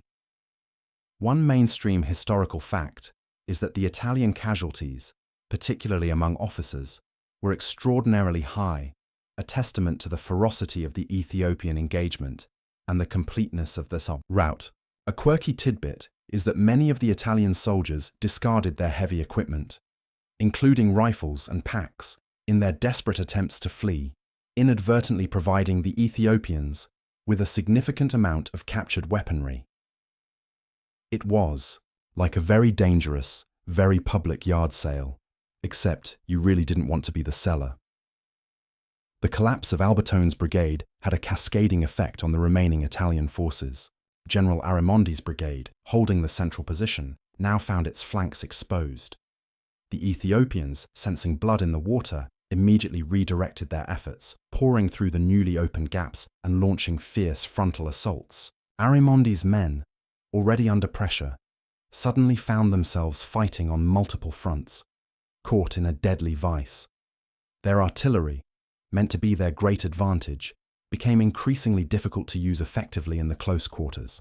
Chaotic fighting. Many guns were abandoned as their crews were overwhelmed or forced to flee. Meanwhile, General Dabomida's brigade, which had drifted far to the right, was effectively isolated. He had been attempting to advance towards the central battle, but the broken terrain and lack of communication meant he was fighting his own separate, desperate battle against overwhelming numbers of Ethiopian forces, including the strong contingent under Ras Makonnen. Dabomida, a brave but ultimately outmaneuvered commander, realized too late the full extent of the Italian disaster. His pleas for reinforcements went unanswered or were met with inadequate responses, as Baratieri himself was struggling to comprehend and react to the unfolding disaster. The sun, now higher in the sky, illuminated a scene of unmitigated catastrophe for the Italian forces. The battle was no longer in doubt. It was simply a matter of how complete the Ethiopian victory would be and how many lives would be lost in the process. Empress Taytu's tactical genius became particularly evident in these crucial hours. While Menelik oversaw the overall strategy, Taytu, from her position, played a direct role in maintaining the momentum of the Ethiopian assault and exploiting the Italian weaknesses. It is said that she personally ensured that her forces and others continued to press the attack, preventing the Italians from regrouping or establishing any semblance of a defensive line. Her unwavering resolve spurred her troops forward, inspiring them to push for total victory. Historians still argue about the precise extent of her real-time battlefield command, but there is no doubt her influential presence and tactical acumen were a driving force behind the Ethiopian success. She was not just a symbol, she was a conductor of chaos, turning Italian disarray into Ethiopian triumph. The sheer numerical superiority of the Ethiopian army, often dismissed by the Italians as mere hordes, proved to be an overwhelming advantage in the close-quarters fighting that characterized the latter stages of the battle. Ethiopian warriors, familiar with the terrain, moved swiftly and unpredictably, making it difficult for the Italian units to establish clear firing lines or defend themselves effectively. When they closed the distance, their traditional weapons, swords, spears, and shields, became devastatingly effective against European soldiers struggling with bayonets and cumbersome rifles in hand-to-hand combat. By mid-morning, the battle was effectively over for the Italians. General Baratieri, from his vantage point, could only watch in horror as his army crumbled. His attempts to rally his forces or issue new orders were futile. The chain of command had disintegrated, and panic had set in. The retreat became a full-scale rout, with thousands of Italian and Ascari soldiers fleeing desperately back towards Eritrea, hotly pursued by the victorious Ethiopians. The roads were choked with fleeing men, many wounded, desperately seeking safety. The Ethiopian pursuit was disciplined yet fierce. They rounded up thousands of Italian and Ascari prisoners and captured enormous quantities of arms, ammunition, and supplies. This wasn't just a military victory. It was a devastating blow to Italian prestige and a massive boon to the Ethiopian army, which suddenly found itself with a vast array of modern weaponry. The battlefield itself became a grim testament to the scale of the Italian defeat, littered with bodies, abandoned equipment, and the shattered remnants of a colonial ambition. The Battle of Adwa was a crushing defeat for Italy. Estimates vary, but Italian casualties were staggering. Over 6,000 killed, 1,500 wounded, and approximately 3,000 prisoners captured. Ethiopian casualties, while also significant, were considerably lower, estimated between 4,000 and 7,000 killed and wounded. This was not just a loss, it was an annihilation of a significant portion of Italy's colonial army and a profound humiliation on the global stage. You feel the profound shift in the air after the battle. The mood among the Ethiopians was one of jubilation, mixed with solemn reflection on their fallen comrades. They had achieved the impossible. They had defeated a modern European army, and in doing so, had preserved their ancient independence. The news of Adwa would send shockwaves across the world, shattering the pervasive myth of European military invincibility and inspiring anti-colonial movements across Africa and beyond. For the first time in the modern colonial era, a European power had been decisively defeated by an African nation. The Battle of Adwa wasn't just a battle, it was a watershed moment, a turning point in the history of global power dynamics, proving that resistance was not only possible, but could be victorious. The specific maneuvers and counter-maneuvers on the battlefield deserve a closer look, even as the larger picture of Italian defeat unfolds. Consider the struggle for the critical high ground. The hills around Adwa were not merely elevated points. They were strategic positions offering commanding views and defensive advantages. The Italian plan, remember, hinged on securing these. But their night march had left them scattered. When the first Ethiopian units made contact with Albertone's isolated brigade, it wasn't a tentative probe, it was a full-throated assault. Ethiopian forces under commanders like Ras Mekonnen, Menelik's cousin, a brilliant general in his own right, and the father of the future Emperor Haile Selassie, pressed relentlessly, moving with a speed and knowledge of the terrain that utterly bewildered the Italians. You can almost see them swarming over the ridges, appearing seemingly out of nowhere, exploiting every fold in the land, every hidden gully. This was truly fighting on home turf, with every rock and crevice a potential ally. The sound of battle would have been deafening, even from a slight distance. The crack of thousands of rifles, the roar of cannon fire, the rhythmic thud of thousands of running feet, punctuated by the high-pitched battle cries of the Ethiopians and the desperate shouts of the Italian and Askari soldiers. Imagine the chaos of communication. Officers attempting to relay orders across fragmented lines, messages getting lost, or worse, being delivered to units that were no longer where they were supposed to be. It was a cacophony of confusion for the Italians, while the Ethiopians, often operating in more fluid, decentralized units, were able to adapt more quickly to the changing contours of the fight. One could almost feel the mounting panic within the Italian command as reports trickled back, each more dire than the last. Albertoni's brigade is collapsing. Dabor Mida is isolated and under heavy attack. We can't locate General Arimondi's main body. General Baratieri, who had initially remained at a central command post, found himself increasingly unable to influence the battle. His grand strategic vision, based on a static defensive engagement, had dissolved into a reactive scramble against an enemy that simply wouldn't stand still and be shot. The Italian artillery, designed to shell distant, massed formations, struggled to hit the agile, dispersed Ethiopian units that were closing in for hand-to-hand combat. It was like trying to swat flies with a sledgehammer. The fighting was incredibly brutal and personal in many areas. Once the Ethiopians closed the distance, the technological advantage of the Italian rifles diminished significantly. Ethiopian warriors, many armed with traditional swords, shotel, and spears, engaged in fierce melee combat. Accounts from the Wu battle describe desperate close-quarter fighting, where courage and sheer ferocity often outweighed the caliber of a weapon. You can almost feel the press of bodies, the clash of steel, the desperate struggle for every inch of ground. It was a fight for survival, stripped bare of grand strategy, reduced to individual acts of will and desperation. The role of the Ethiopian cavalry, though often less emphasized than the infantry, was also crucial in the rout. Once the Italian lines broke, the Ethiopian cavalry pursued the fleeing enemy relentlessly, cutting off escape routes and preventing any organized retreat.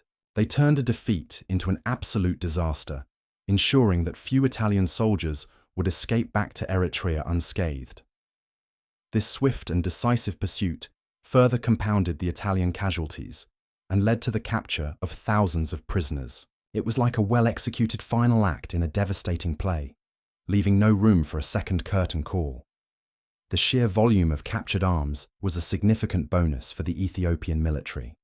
Thousands of modern rifles, countless rounds of ammunition, and even several artillery pieces fell into Ethiopian hands. This not only replenished their existing stocks, but also dramatically upgraded the armament of many Ethiopian units. It was a strategic windfall, equipping them even better for any future challenges.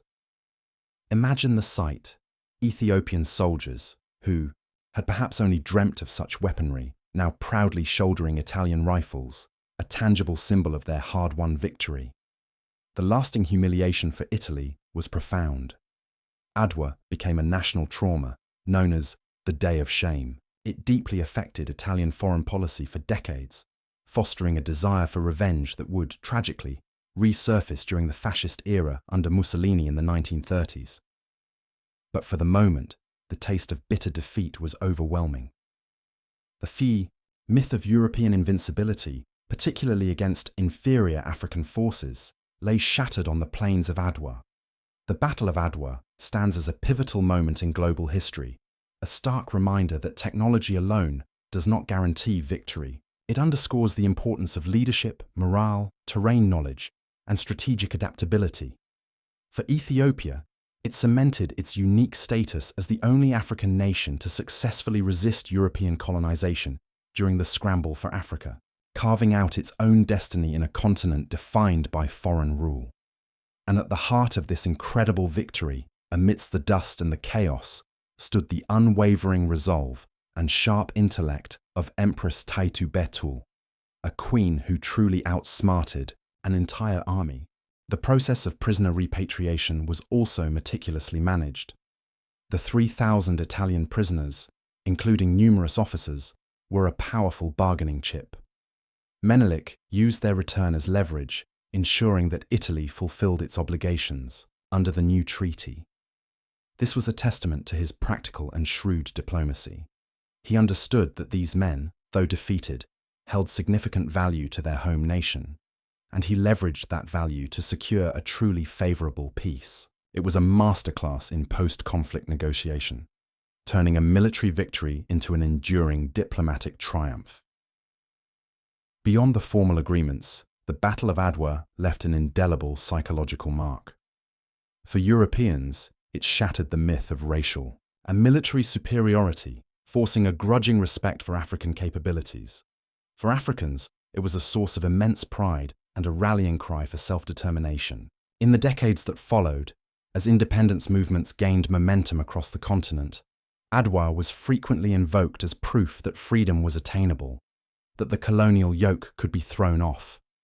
You can picture the quiet conversations in villages and the impassioned speeches in burgeoning cities, all drawing strength from the memory of that momentous victory. The financial strain of the war, though immense for Ethiopia, was mitigated by the captured Italian equipment and the indemnities paid. This allowed Menelik to continue his modernization efforts, albeit cautiously. The arms acquired at Adwa helped to further equip the Ethiopian army, ensuring it remained a formidable deterrent against future aggression. The empire's newfound prestige also attracted more legitimate foreign investment and expertise, allowing for further development without sacrificing sovereignty. It was like winning a very expensive, very dangerous lottery, and then wisely investing the winnings into your future. Empress Taytu's vigilance against renewed European interference never waned. She remained a vocal proponent of self-reliance, wary of any proposal that seemed too generous or too enticing, suspecting hidden motives. Her experience with the Treaty of Wuchale had instilled in her a deep distrust of colonial machinations, a wisdom she imparted to Menelik and those around her. Her presence was a constant reminder to the court to remain cautious and self-reliant, even in times of peace. The victory at Adwa and the subsequent peace allowed Ethiopia to maintain its unique identity and political system. Unlike colonized nations, it did not have its traditional structures dismantled, its laws replaced by foreign codes, or its culture systematically suppressed. This continuity of indigenous governance, largely thanks to the efforts of Menelik and Taytu, meant that Ethiopia entered the 20th century as a truly independent African power, setting it apart from virtually all its continental neighbors. You feel the profound historical significance of this moment. The Battle of Adwa was not just a single event. It was a turning point that reverberated through the rest of history, altering perceptions, inspiring resistance, and demonstrating the extraordinary power of a united people fighting for their freedom. And at the heart of this transformative moment stood Empress Taytu Betul, a woman whose brilliance, courage, and unwavering patriotism forever etched her name into the annals of global history. Her legacy is not merely one of victory, but of enduring independence, a testament to her quiet strength and profound strategic wisdom. With the smoke still lingering over the Adwa battlefield, and the echoes of the decisive Ethiopian victory reverberating across the rugged plains, you shift your focus to the quiet aftermath and the remarkable events that followed. The battle was over, but the work of securing peace and managing the consequences of such a monumental victory had just begun. For the victorious Ethiopians, the immediate task was to consolidate their gains, care for the wounded, and, perhaps, most importantly, deal with the thousands of Italian and Askari prisoners captured during the rout. Imagine the scene in the immediate hours and days after the battle. The elation of victory mingled with the grim realities of war. The Ethiopian army, which had fought with such ferocity, now had to shift gears. They tended to their own wounded first, but then, remarkably, also extended care to the captured Italians. This act of relative mercy, considering the brutality of colonial warfare, stood in stark contrast to the expectations of the time and the usual fate of defeated colonial forces. It underscored Menelik and Taytu's intention to project an image of a civilized, sovereign nation on the world stage, rather than a vengeful, primitive one, as European powers often stereotyped African nations. One mainstream historical fact from the aftermath is that the Ethiopian victory forced Italy to officially recognize Ethiopia's full sovereignty, a truly groundbreaking achievement in an era dominated by European colonial expansion. A quirky tidbit is that the Italian prisoners, many of whom expected to be summarily executed or enslaved, were reportedly astonished by the relatively humane treatment they received, which often included medical care and basic provisions. It's a striking historical note, especially given the common practices of warfare at the time. You might even imagine a few of them thinking, well, this isn't quite what they taught us back in basic training about savages. The question of the prisoners was a delicate one. There were thousands of them, including many Italian officers. Menelik and Taytu understood that their treatment of these prisoners would send a powerful message to the international community. While there were undoubtedly calls for harsher retribution from some quarters, the Emperor and Empress opted for a policy that balanced justice with a pragmatic desire for international recognition and future diplomatic leverage. This decision demonstrated their strategic foresight beyond the battlefield. They didn't just win the war, they intended to win the peace. Historians still argue whether this humane treatment was primarily a calculated diplomatic move or genuinely rooted in Ethiopian moral and religious traditions regarding captives. It was likely a blend of strategic calculation and cultural values. The immediate global reaction to the Battle of Adwa was one of utter shock and disbelief, particularly in Europe. News travelled slowly in the 19th century, but when reports of the decisive Italian defeat finally reached European capitals, they caused a sensation. The idea that a modern European army could be so thoroughly vanquished by an African force was almost unthinkable, defying the prevalent racist ideologies of European supremacy that underpinned colonialism. Newspapers, initially incredulous, soon ran sensational headlines. Governments scrambled to understand what had happened. It was a shattering blow to European colonial pride and a powerful vindication for those who argued against the notion of inherent European superiority. You can almost hear the audible gasp across the diplomatic salons of London, Paris, and Berlin.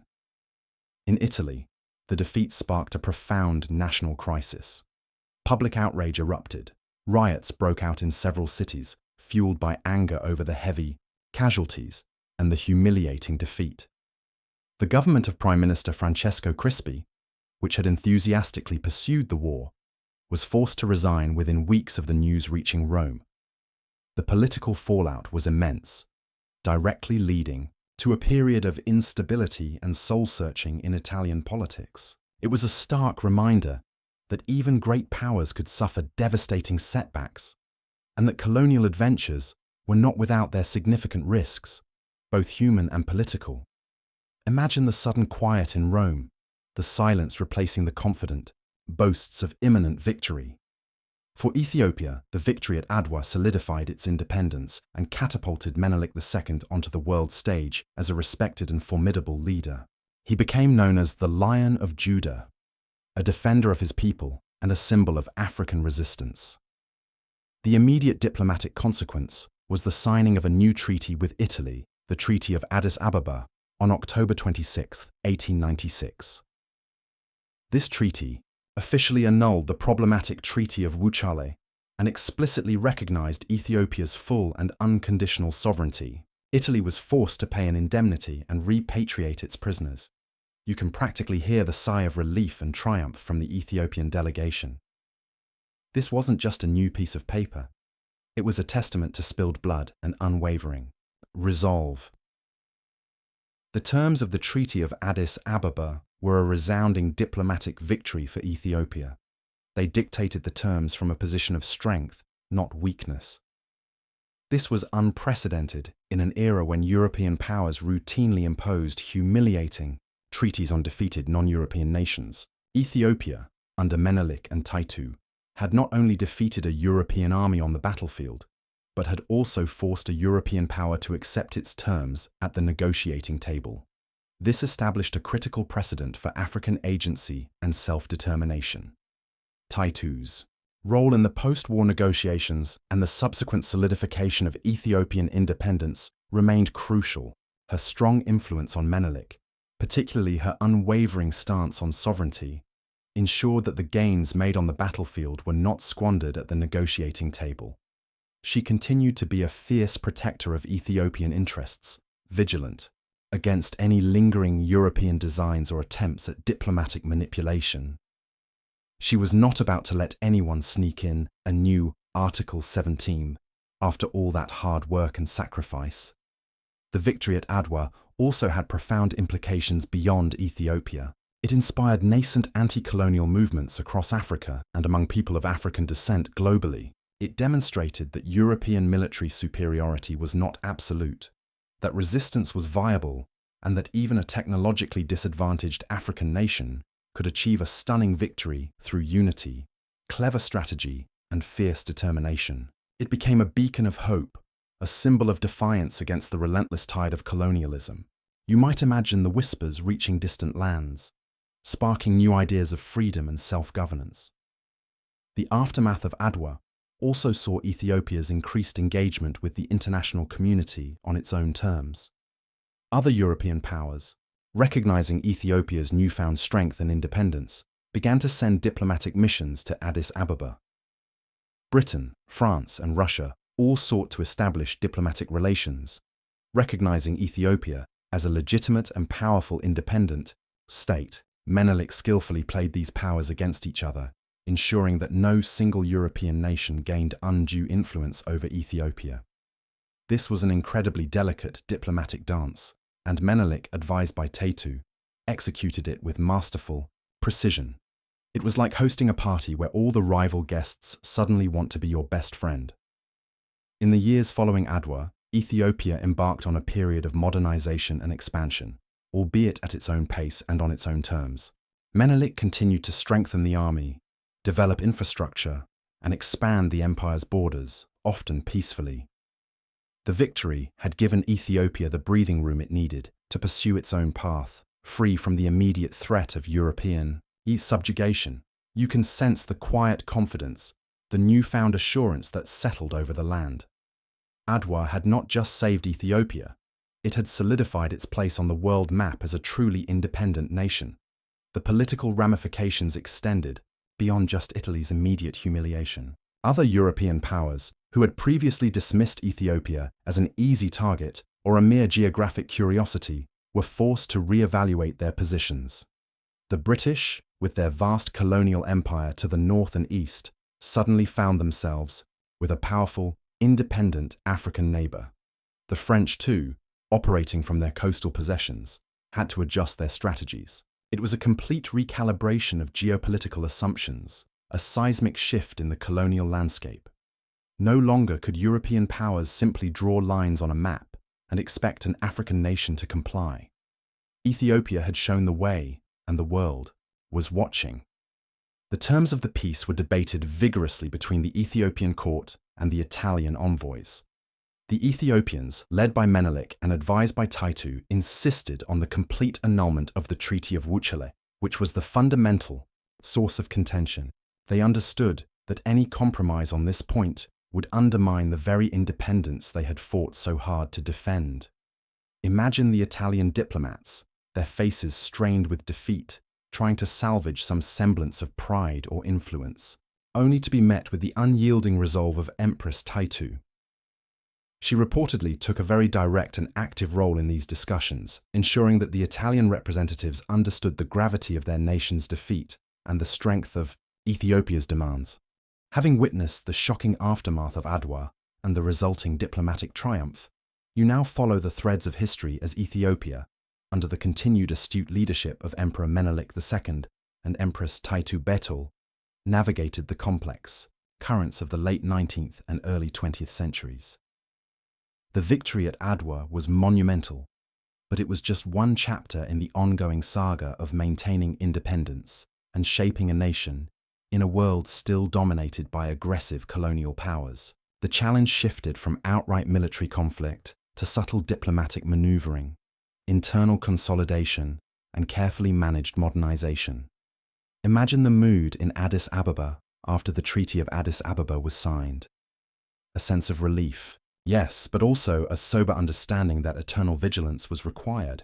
The Italians had been defeated, but other European powers, though now more cautious, still harbored ambitions. Menelik and Taytu knew this. Their goal was to ensure that Ethiopia not only survived, but thrived, modernizing enough to compete on the world stage while retaining its unique cultural and political identity. This was a delicate balancing act, a tightrope walk between embracing new technologies and preserving ancient traditions. One mainstream historical fact from this period is that Ethiopia, uniquely among African nations, managed to expand its own borders during the scramble for Africa, absorbing new territories and peoples, rather than being carved up by external powers. This expansion, often through a mix of diplomacy and military expeditions, further consolidated Menelik's empire and secured vital resources. A quirky tidbit. Menelik was reportedly fascinated by new inventions and technologies. He imported everything from telephones and electric lights to motor cars, often experimenting with them himself. Imagine the Empress's reaction to the first telephone ringing in the palace. What sorcery is this? Are they whispering through wires now? It must have been quite a sight, the ancient imperial court grappling with the cutting edge of global innovation. The internal consolidation of the empire became a primary focus. Ethiopia was a vast, diverse land, a mosaic of different ethnic groups, languages, and regional loyalties. While the Italian threat had forged a temporary, powerful unity, maintaining that cohesion in peacetime required continuous effort. Menelik employed a combination of diplomacy, strategic marriages, and military strength to integrate newly acquired territories and to manage the ambitions of powerful regional nobles. Empress Taytu was instrumental in this process, often acting as a key advisor and sometimes even an enforcer of imperial authority. Her family connections and personal influence extended widely, proving invaluable in maintaining a delicate balance of power. Historians still argue whether this expansion was a continuation of traditional Ethiopian imperial policy or a direct response to European colonial pressures. It was likely both, an adaptive strategy born of necessity and opportunity. Menelik also embarked on a program of cautious modernization. He understood that military strength alone wouldn't guarantee long-term independence. He sent diplomatic missions to Europe, inviting foreign advisors and engineers to Ethiopia. Railways were planned, though only partially completed during his reign. Schools were opened, and a modern postal service was established. The goal was to adopt useful European technologies and administrative practices without allowing European political or economic dominance. It was like carefully picking out the best tools from a workshop, but making sure you owned the workshop yourself.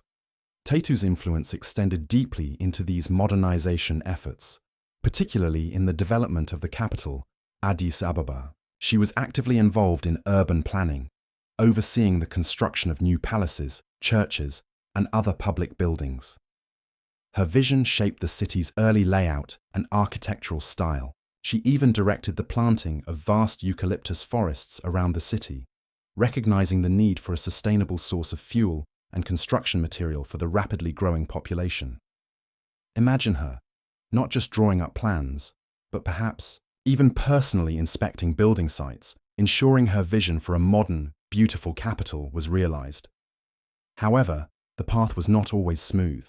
Internal resistance to change, financial limitations, and continued external pressures presented constant challenges. While Italy had been defeated, it still harbored resentment and revisionist ambitions. Other European powers continued to jockey for influence, trying to secure economic concessions or strategic alliances that might indirectly undermine Ethiopian sovereignty. Menelik and Taytu had to remain acutely aware of these subtle threats, playing a sophisticated game of international diplomacy. The strategic marriage between Menelik and Taytu proved to be one of the most enduring and effective partnerships in Ethiopian history. Their combined strengths, Menelik's pragmatic diplomacy and military leadership, and Taytu's unyielding patriotism, sharp intellect, and strong administrative skills created a formidable ruling duo. They often presented a united front to foreign envoys, ensuring that messages were consistent and that no weakness could be exploited. In an era when European powers often sought to play off internal divisions in African states, their solidarity was a crucial deterrent. You might imagine a foreign diplomat, accustomed to dealing with sole male rulers, finding himself facing the combined intellect of both the emperor and empress. Perhaps he'd try to appeal to Menelik's sense of European enlightenment, only to have Taytu interject with a sharp, pointed question about Ethiopian law or custom, reminding him of their ancient sovereignty. It would have been a fascinating dynamic to observe, and certainly one that caught many European envoys off guard. Taytu also continued to be a fierce protector of Ethiopian interests in subsequent negotiations and border disputes, demonstrating her deep knowledge of diplomatic protocols and historical precedents. She wasn't just a figurehead, she was an active participant in shaping foreign policy, always with an eye towards preserving the gains of Adwa. Her commitment to Ethiopian independence was absolute, and she would not suffer any perceived slight or encroachment. The era following Adwa, therefore, was not merely a period of rest on laurels, but one of continued struggle and careful management. The lessons of Adwa, unity, strategic thinking, and fierce defense of sovereignty remained central to Ethiopian policy. And at the heart of this enduring independence stood Empress Taytu, a woman whose brilliance had helped secure victory on the battlefield and whose steadfast leadership continued to shape the destiny of her nation long after the guns of Adwa fell silent. The years immediately following the Battle of Adwa were a delicate dance on the global stage. European powers, initially stunned by Italy's defeat, quickly pivoted from aggressive colonial designs to a more cautious, if still opportunistic, diplomatic approach towards Ethiopia. They understood that a direct military confrontation with the newly emboldened empire was a costly endeavor. So their tactics shifted. Instead of invasion, they sought influence through trade agreements, railway concessions, and diplomatic missions. You can imagine the various European envoys arriving in Addis Ababa, each trying to outmaneuver the others, offering tempting proposals that often had hidden clauses or long-term implications for Ethiopian autonomy. It was a game of chess, but with much higher stakes and many more players. Menelik and Taytu were remarkably adept at this new game.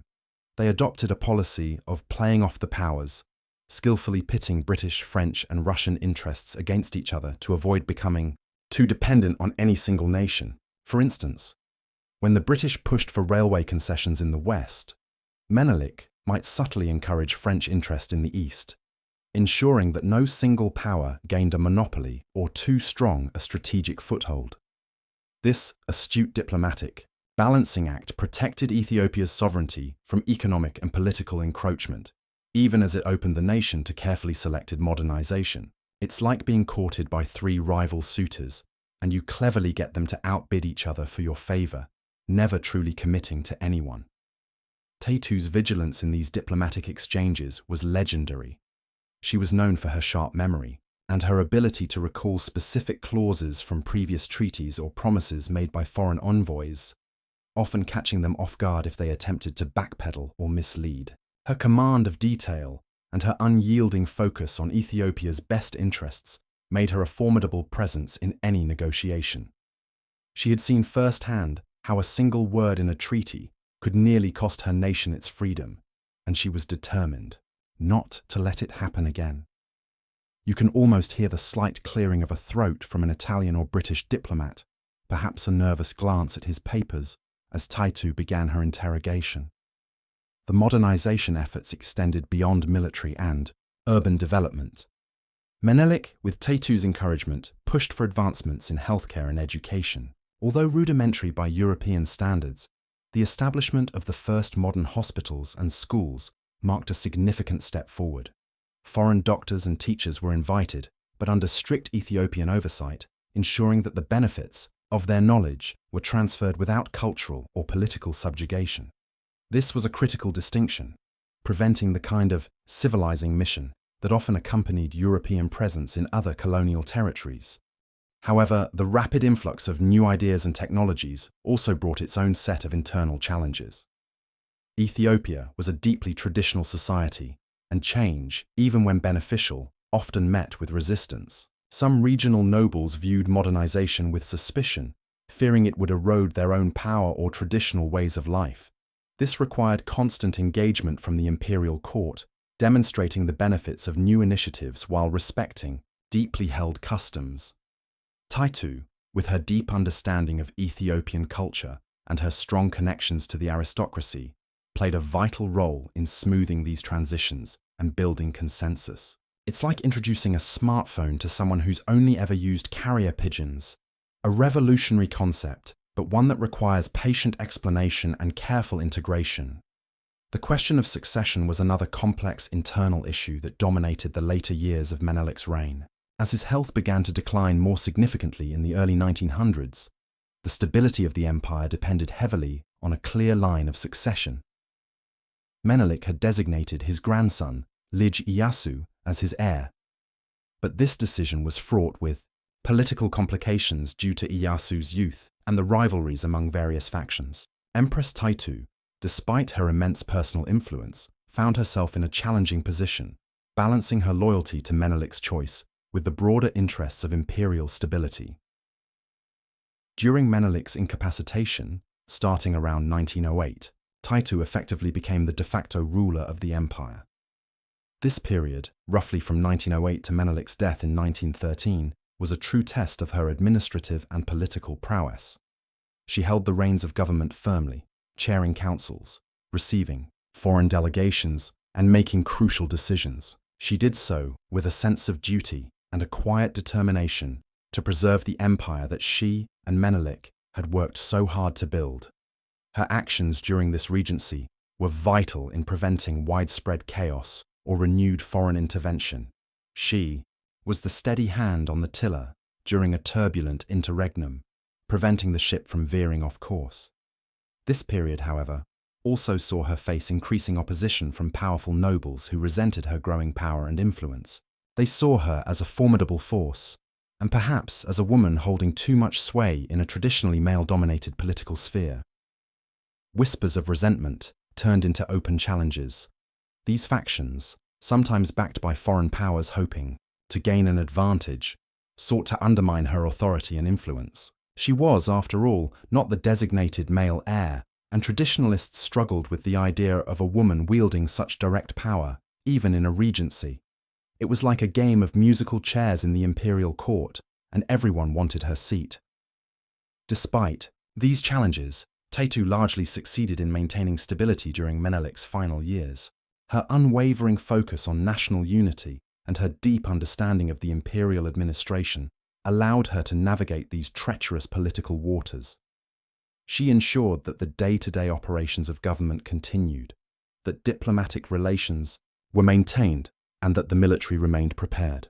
Her resilience in the face of internal dissent, coupled with her continued diplomatic skill in dealing with external pressures, further cemented her legacy as a truly exceptional ruler. The ultimate significance of this post-Adwa period, deeply shaped by Taytu's continued influence, is that it secured Ethiopia's place as a truly independent African power. It allowed Ethiopia to escape the direct colonial subjugation that defined the fate of almost every other nation on the continent. This freedom, hard won at Adwa, was maintained and nurtured through decades of shrewd diplomacy, cautious modernization, and the steadfast leadership of a formidable empress who knew precisely what it meant to guard the soul of a nation. Her story, therefore, is not just about a single battle, but about the long, quiet, persistent fight for freedom against overwhelming odds. Having witnessed the shocking aftermath of Adwa and the resulting diplomatic triumph, you now follow the threads of history as Ethiopia, under the continued astute leadership of Emperor Menelik II and Empress Taytu Betul, navigated the complex currents of the late 19th and early 20th centuries.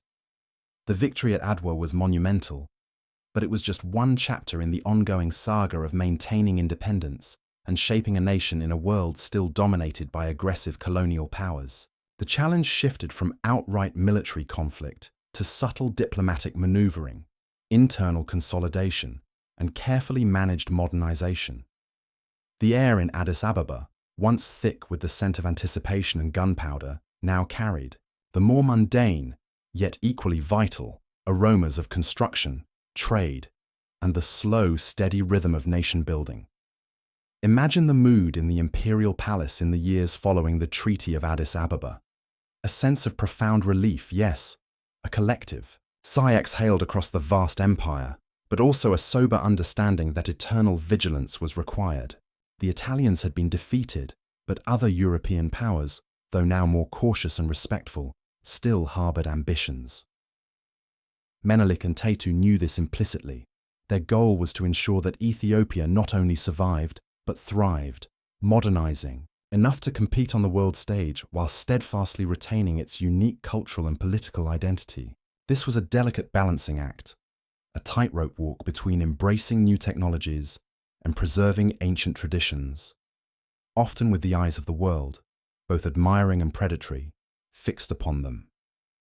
One mainstream historical fact from this period is that Ethiopia, uniquely among African nations, managed to expand its own borders during the scramble for Africa, absorbing new territories and peoples rather than being carved up by external powers. This expansion, often achieved through a mix of diplomacy, strategic alliances, and occasional military expeditions, further consolidated Menelik's empire and secured vital resources. This was not a passive independence. It was an active assertion of power and influence within the African context. A quirky tidbit: Menelik was reportedly fascinated by new inventions and technologies, demonstrating an almost childlike wonder combined with shrewd practical application.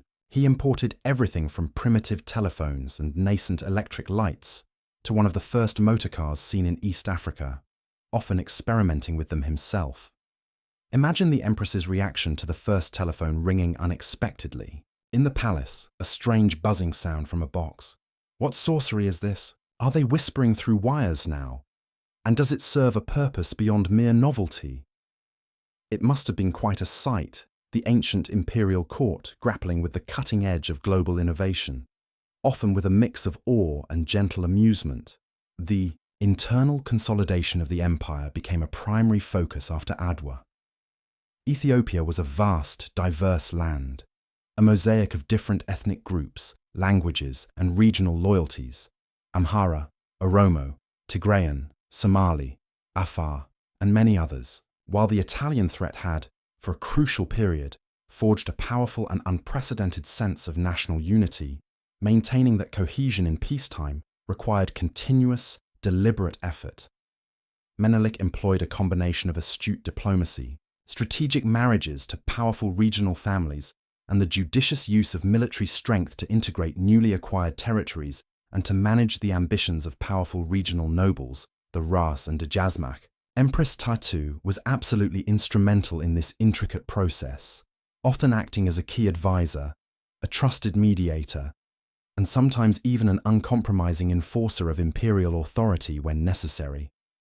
Her family connections and personal influence extended widely across the northern parts of the empire, proving invaluable in maintaining a delicate balance of power and ensuring that regional loyalties ultimately served the imperial center. You can almost feel the complex web of relationships and obligations, carefully managed and constantly re-evaluated. Historians still argue whether this expansion was a continuation of traditional Ethiopian imperial policy, a direct response to European colonial pressures to create buffer zones, or a pragmatic blend of both. It was likely an adaptive strategy born of necessity and opportunity, driven by a determination to secure Ethiopia's future. Menelik also embarked on a program of cautious yet determined modernization. He understood implicitly that military strength alone, while proven at Adwa, wouldn't guarantee long-term independence in an ever-evolving world. He sent numerous diplomatic missions to European capitals, not just to assert Ethiopia's independence, but also to invite foreign advisors, engineers, and skilled artisans to Ethiopia. Railways were planned, though only partially completed during his reign, most notably the Franco-Ethiopian Railway connecting Addis Ababa to Djibouti. Modern schools were slowly opened, often with foreign instructors, and a modern postal service was established, linking the far-flung corners of the empire. The goal was always to adopt useful European technologies and administrative practices, particularly those related to military organization, infrastructure, and communication, without allowing European political or economic dominance to creep in. It was like carefully picking out the best, most useful tools from a foreign workshop, but making absolutely certain that you owned the workshop yourself and dictated how those tools were used. There was a constant tension between the desire for progress and the fear of foreign encroachment. Taytu's influence extended deeply into these modernization efforts, particularly in the establishment and development of Addis Ababa as the permanent capital. Prior to her active involvement, Ethiopian capitals had often shifted with the emperor's court, a practice rooted in the need to follow resources, adapt to changing political landscapes, or avoid depleting local resources. Taytu, however, had a clear strategic vision for a fixed modern capital, recognizing its importance for a centralized, stable empire. She personally oversaw the construction of key buildings, including new churches, like the spectacular Qidist Mariam Church on Entoto Mountain, an early spiritual center of the city, sections of the imperial palace, and played a significant role in the development of early urban infrastructure.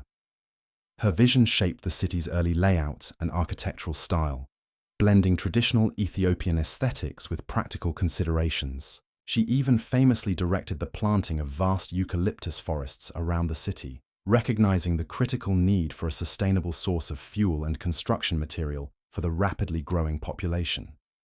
This was a profoundly impactful, long-term environmental and urban planning decision, made by a woman often described solely as a warrior queen. Imagine her, not just drawing up plans in a dusty office, but perhaps even personally inspecting building sites, ensuring her vision for a modern, beautiful, and sustainable capital was realized. She was a hands-on empress, deeply invested in the practical realities of governance. However, the path of post-Adwa independence and modernization was not always smooth. Internal resistance to rapid change from conservative elements, persistent financial limitations, and continued external pressures presented constant challenges. While Italy had been decisively defeated, it still harbored deep resentment and revisionist ambitions, leading to occasional border skirmishes and diplomatic sparring. Other European powers continued to jockey for influence, trying to secure lucrative economic concessions or strategic alliances that might indirectly undermine Ethiopian sovereignty. Menelik and Taytu had to remain acutely aware of these subtle threats, playing a sophisticated, multi-layered game of international diplomacy, balancing competing interests to Ethiopia's advantage. It was a diplomatic chess match on a grand scale, with the fate of an empire hanging in the balance. The strategic marriage between Menelik and Taytu proved to be one of the most enduring and effective partnerships in Ethiopian history. Their combined strengths, Menelik's pragmatic diplomacy, military leadership, and long-term vision, complemented by Taytu's unyielding patriotism, sharp intellect, strong administrative skills, and deep cultural rootedness, created a truly formidable ruling duo. They often presented a united front to foreign envoys, ensuring that messages were consistent and that no perceived weakness or internal division could be exploited. In an era when European powers routinely sought to play off internal rivalries in African states to their own advantage, Menelik and Taytu's solidarity was a crucial deterrent, sending a clear message that Ethiopia spoke with one powerful voice. You might imagine a European diplomat, accustomed to dealing with sole male rulers or perhaps leaders who could be swayed by flattery, finding himself suddenly facing the combined intellect and unyielding resolve of both the emperor and empress. Perhaps he'd try to appeal to Menelik's rumoured interest in European technology, only to have Taytu interject with a sharp, pointed question about the historical precedent for a particular boundary, or a subtle reminder of Ethiopia's ancient laws and customs, effectively reminding him of their deep sovereignty and knowledge. She might effortlessly dissect a carefully crafted diplomatic proposal, exposing its hidden agendas with a single, incisive comment. It would have been a fascinating dynamic to observe, and certainly one that caught many European envoys off guard, leaving them to revise their reports back to their respective capitals with a new, grudging respect for the Ethiopian court. Taytu also continued to be a fierce protector of Ethiopian interests in subsequent negotiations and minor border disputes, demonstrating her deep knowledge of diplomatic protocols, international law as it was then understood, and historical precedents. She wasn't just a figurehead signing documents. She was an active, intelligent participant in shaping foreign policy, always with an eye towards preserving the hard-won gains of Adwa. Her commitment to Ethiopian independence was absolute, and she would not suffer any perceived slight or encroachment, no matter how minor it seemed on the surface. The years after Adwa solidified Ethiopia's reputation as a truly unique exception in colonial Africa. It became a source of profound pride and inspiration for people of African descent globally. Black intellectuals and activists in the United States, the Caribbean, and other parts of the world looked to Ethiopia as a shining symbol of black strength and self-determination, a testament to the possibility of resisting white supremacy and colonial subjugation. The victory at Adwa resonated far beyond the plains of Tigray, becoming a powerful symbol in the burgeoning Pan-African movement. You might imagine the newspapers and pamphlets, clandestinely circulated, bearing images of Menelik and Taytu, kindling sparks of hope in distant lands. Menelik's later years were unfortunately marked by declining health, which gradually lessened his active involvement in governing. This placed an even greater burden on Empress Taytu. She stepped into the void, effectively acting as regent and guardian of the empire's interests during his long incapacitation, which lasted for several years before his death in 1913.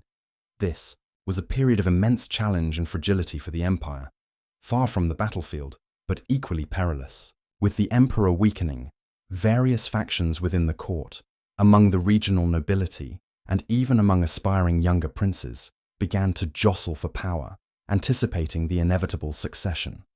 Taytu, with her characteristic resolve and deep understanding of court politics, worked tirelessly to maintain stability, prevent internal strife, and ensure a smooth, legitimate transition of power. This was a true test of her leadership, demonstrating her ability to govern during a protracted crisis, not just to advise during times of strength.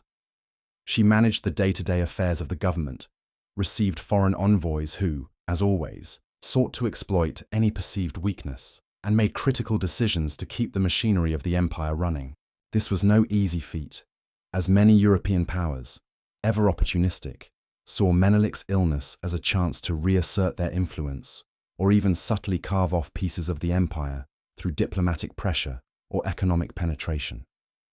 Taytu faced these renewed pressures head-on, her diplomatic firmness and unwavering commitment to sovereignty preventing any significant encroachment during this vulnerable period. You can almost see the slight shift in posture of the European ambassadors as they realized that while the Lion of Judah might be resting, his lioness was very much awake, fiercely protective, and ready to defend her cub and her realm. Her stewardship, during this period, however, was not without its internal challenges and criticisms. Her strong hand and decisive nature, coupled with the natural anxieties surrounding an imperial succession, sometimes led to accusations of overreach or favoritism from rival factions within the court. Some nobles, accustomed to a more direct, singular male imperial rule, chafed under her clear authority. Despite these internal tensions and occasional political skirmishes, her leadership during Menelik's illness was crucial in preventing the empire from descending into chaos and ensuring the continuity of the Solomonic dynasty. She prioritized national stability and unity above all else, even if it meant making unpopular decisions or asserting her will against powerful opponents. Her unwavering commitment to the legacy of Adwa and the preservation of Ethiopian independence never faltered. She viewed it as her sacred duty to protect the gains won through such immense sacrifice, understanding that true freedom was a constant effort, not a one-time achievement.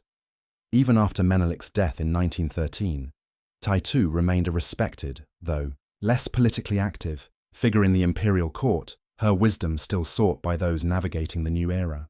Her final years were dedicated largely to religious devotion and the quiet contemplation of a life extraordinarily lived, reflecting the deep faith that had always underpinned her life and leadership. The lasting influence of Empress Taytu Betul cannot be overstated. She was a pioneering female leader, a formidable diplomat, a shrewd strategist, and a tireless administrator. Her legacy is inextricably linked to the survival and modernization of Ethiopia in a period when nearly all other African nations succumbed to colonialism. She proved that intelligence, courage, and unwavering patriotism were more powerful than any colonial army or diplomatic machination. Her story serves as a powerful reminder that history is often shaped by figures whose contributions are overlooked by conventional narratives, particularly those of women, but whose impact is undeniably profound. Having delved into the multifaceted legacy of Empress Taytu Betul, you now stand back to reflect on her profound and lasting impact. Her story is not merely a footnote in the grand narrative of Ethiopian emperors. It is a central pillar, a testament to the power of intellect, courage, and a fierce dedication to one's nation. Her impact reverberated far beyond the imperial palace, shaping the very fabric of independent Ethiopia and inspiring movements across a continent under siege. Imagine a tapestry woven with threads of defiance, brilliance, and steadfastness. Taytu's life forms a significant portion of this intricate design. She wasn't just the wife of an emperor, she was a partner in power, a strategic thinker, whose contributions were indispensable to Ethiopia's survival as a free nation. In an era when most women, even those of noble birth, were relegated to domestic spheres or purely ceremonial roles, Taytu carved out a space of immense political influence and direct governance.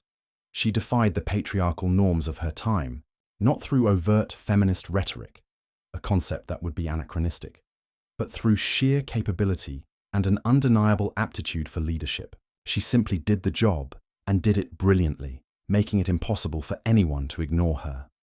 One mainstream historical fact is that Ethiopia's unique status as the only African nation to successfully repel European colonization and maintain its independence in the late 19th century is largely attributed to the combined leadership of Menelik II and Empress Taytu Betul, with Taytu's strategic insights often cited as crucial. A quirky tidbit, perhaps a charming historical whisper, suggests that Taytu, in her later years, enjoyed recounting stories of the Adwa campaign, often with a mischievous twinkle in her eye, emphasizing the clever ways they outmaneuvered the European colonizers. You can almost hear her soft chuckle, a ripple of quiet satisfaction. Her legacy is multifaceted. First and foremost, she is remembered for her unyielding defense of Ethiopian sovereignty. When the Treaty of Wuchale threatened to turn Ethiopia into an Italian protectorate, it was Taytu's unequivocal opposition that helped stiffen Menelik's resolve to reject the Italian interpretation. She understood that even a seemingly innocuous phrase could be a poisoned chalice, leading to the gradual erosion of national freedom. Her refusal to compromise on this fundamental principle was a critical factor in pushing Ethiopia towards the decisive confrontation at Adwa, and subsequently in securing a truly independent peace. She was the immovable object against the irresistible force of colonial ambition. This steadfastness was not a fleeting emotion, but a core conviction, deeply embedded in her understanding of Ethiopia's historical dignity and its future potential. Imagine the weight of an entire nation's fate resting on such a conviction, and the sheer courage required to hold that line against overwhelming external pressure.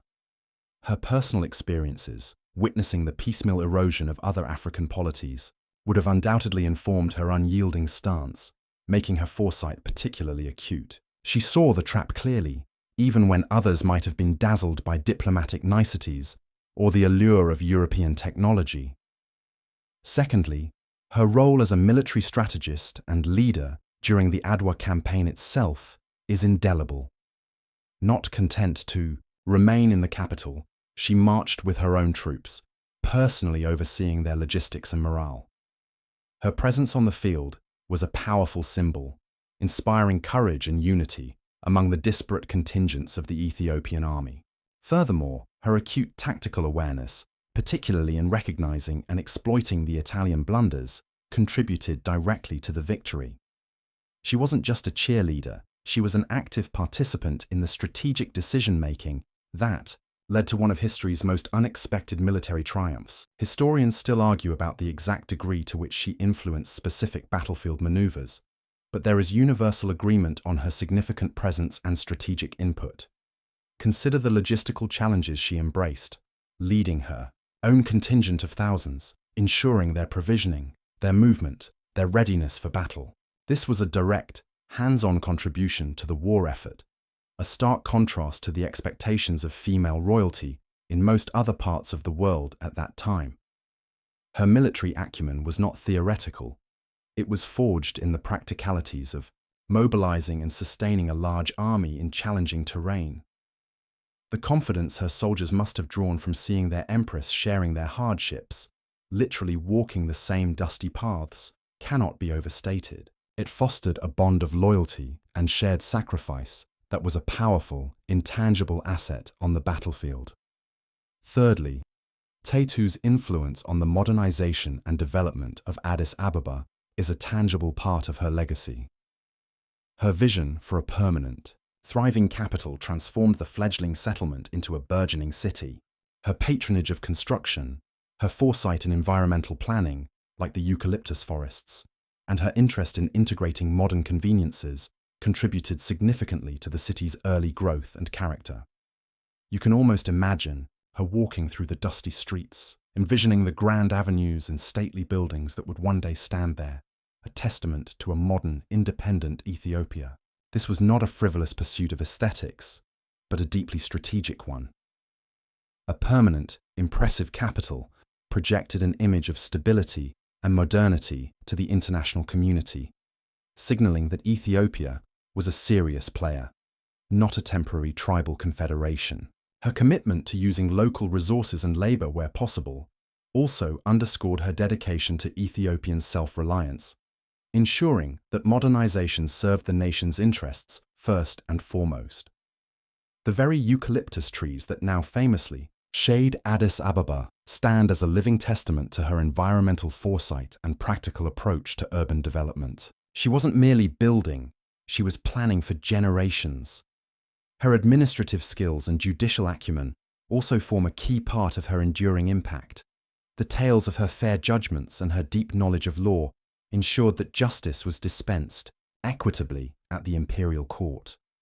Her ability to manage complex court politics, mediate disputes among powerful regional nobles, and effectively govern during Menelik's incapacitation speaks volumes about her competence and leadership capabilities. She was a master of the subtle art of governance, balancing authority with diplomacy. She would sit in on court cases, listening intently, and her rulings were known for their wisdom and adherence to traditional Ethiopian legal principles. This active participation in justice cemented her reputation not just as a powerful figure, but as a just and wise leader, earning her genuine respect from both commoners and nobles alike. Her understanding of the intricate web of kinship, alliance, and historical grievance within the empire allowed her to navigate internal power struggles with remarkable deftness, preventing them from destabilizing the central authority during critical periods. She was, in essence, the quiet, steady hand that often prevented the empire from fracturing under its own weight. Beyond Ethiopia's borders, Taytu's legacy, alongside Menelik's, became a powerful symbol of African resistance and self-determination.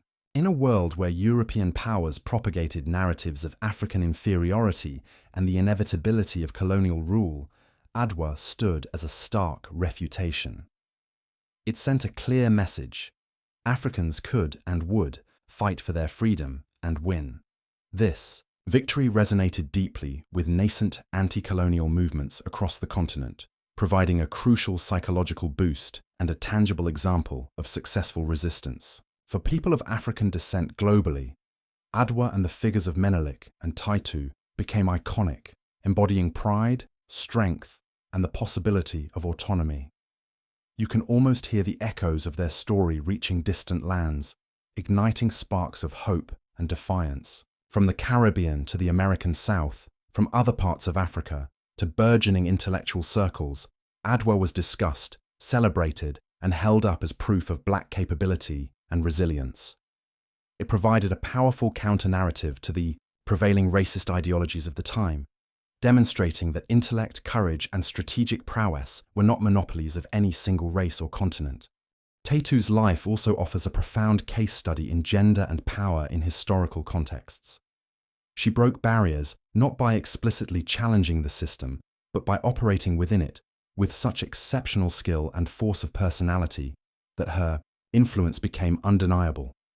She demonstrates that women, even in highly patriarchal societies, could wield immense power and shape national destinies, often through intelligence, strategic alliances, and an unwavering will. Her story challenges simplistic narratives of female disempowerment in pre-colonial and early colonial African societies. She navigated the complex dynamics of the imperial court, where male nobles might initially have resisted a woman's direct involvement in policy by consistently proving her worth and intellect. Her strength was not aggressive or confrontational in a way that would provoke unnecessary backlash, but rather a quiet, unshakable resolve that simply was. She earned her place at the highest echelons of power through sheer competence and undeniable wisdom. The quiet strength she exhibited, particularly during Menelik's illness, further cemented her legacy. She held the empire together during a period of immense vulnerability, preventing its fragmentation and ensuring a stable transition of power. This act of quiet, steadfast leadership, often less celebrated than battlefield heroics, was equally crucial to Ethiopia's long-term independence. She was the silent guardian, protecting the flame of sovereignty when it flickered most dangerously. During this time, she faced renewed internal jostling for power and external probing from European powers eager to exploit any sign of weakness. Her firm hand, her consistent application of imperial authority, and her shrewd management of foreign relations prevented the empire from descending into chaos or being picked apart by opportunists. This period, often overlooked in the grand narrative of Adwa, was a testament to her administrative genius and her unyielding commitment to the stability of the empire. Her passing, though it marked the end of an era, did not diminish her memory. She remained a revered figure, a symbol of Ethiopia's golden age of independence and strength. Successive generations of Ethiopians have looked to Empress Taytu as a source of national pride and a reminder of the nation's enduring resilience. Her legacy is woven into the very fabric of Ethiopian identity, a constant reminder of the power of a unified people led by courageous and intelligent individuals. Her name is invoked in stories of national strength and female leadership, a guiding light for future generations. Ultimately, Empress Taytu Betul's legacy is one of unparalleled achievement. She was a queen who transcended the traditional confines of her role, becoming a general, a diplomat, an administrator, and a fierce protector of her nation's freedom. Her story serves as an inspiration, not just for Ethiopia, but for anyone who believes in the power of resistance against overwhelming odds, and for the profound impact one determined individual can have on the course of history. Her quiet strength echoes through the centuries, a testament to a truly remarkable life, a narrative that continues to educate and inspire. Having delved into the multifaceted legacy of Empress Taytu Betul, you now enter a more contemplative space, reflecting on the quiet strength that defined her character and leadership. This wasn't a strength born of physical might, though she was undoubtedly a woman of resilience, but a profound inner fortitude, a serene confidence rooted in her intellect, her patriotism, and perhaps her deep spiritual convictions. It's the kind of strength that doesn't need to shout, a quiet hum of unwavering resolve that radiates from within, calming the air around her and inspiring profound loyalty in those who truly understood her.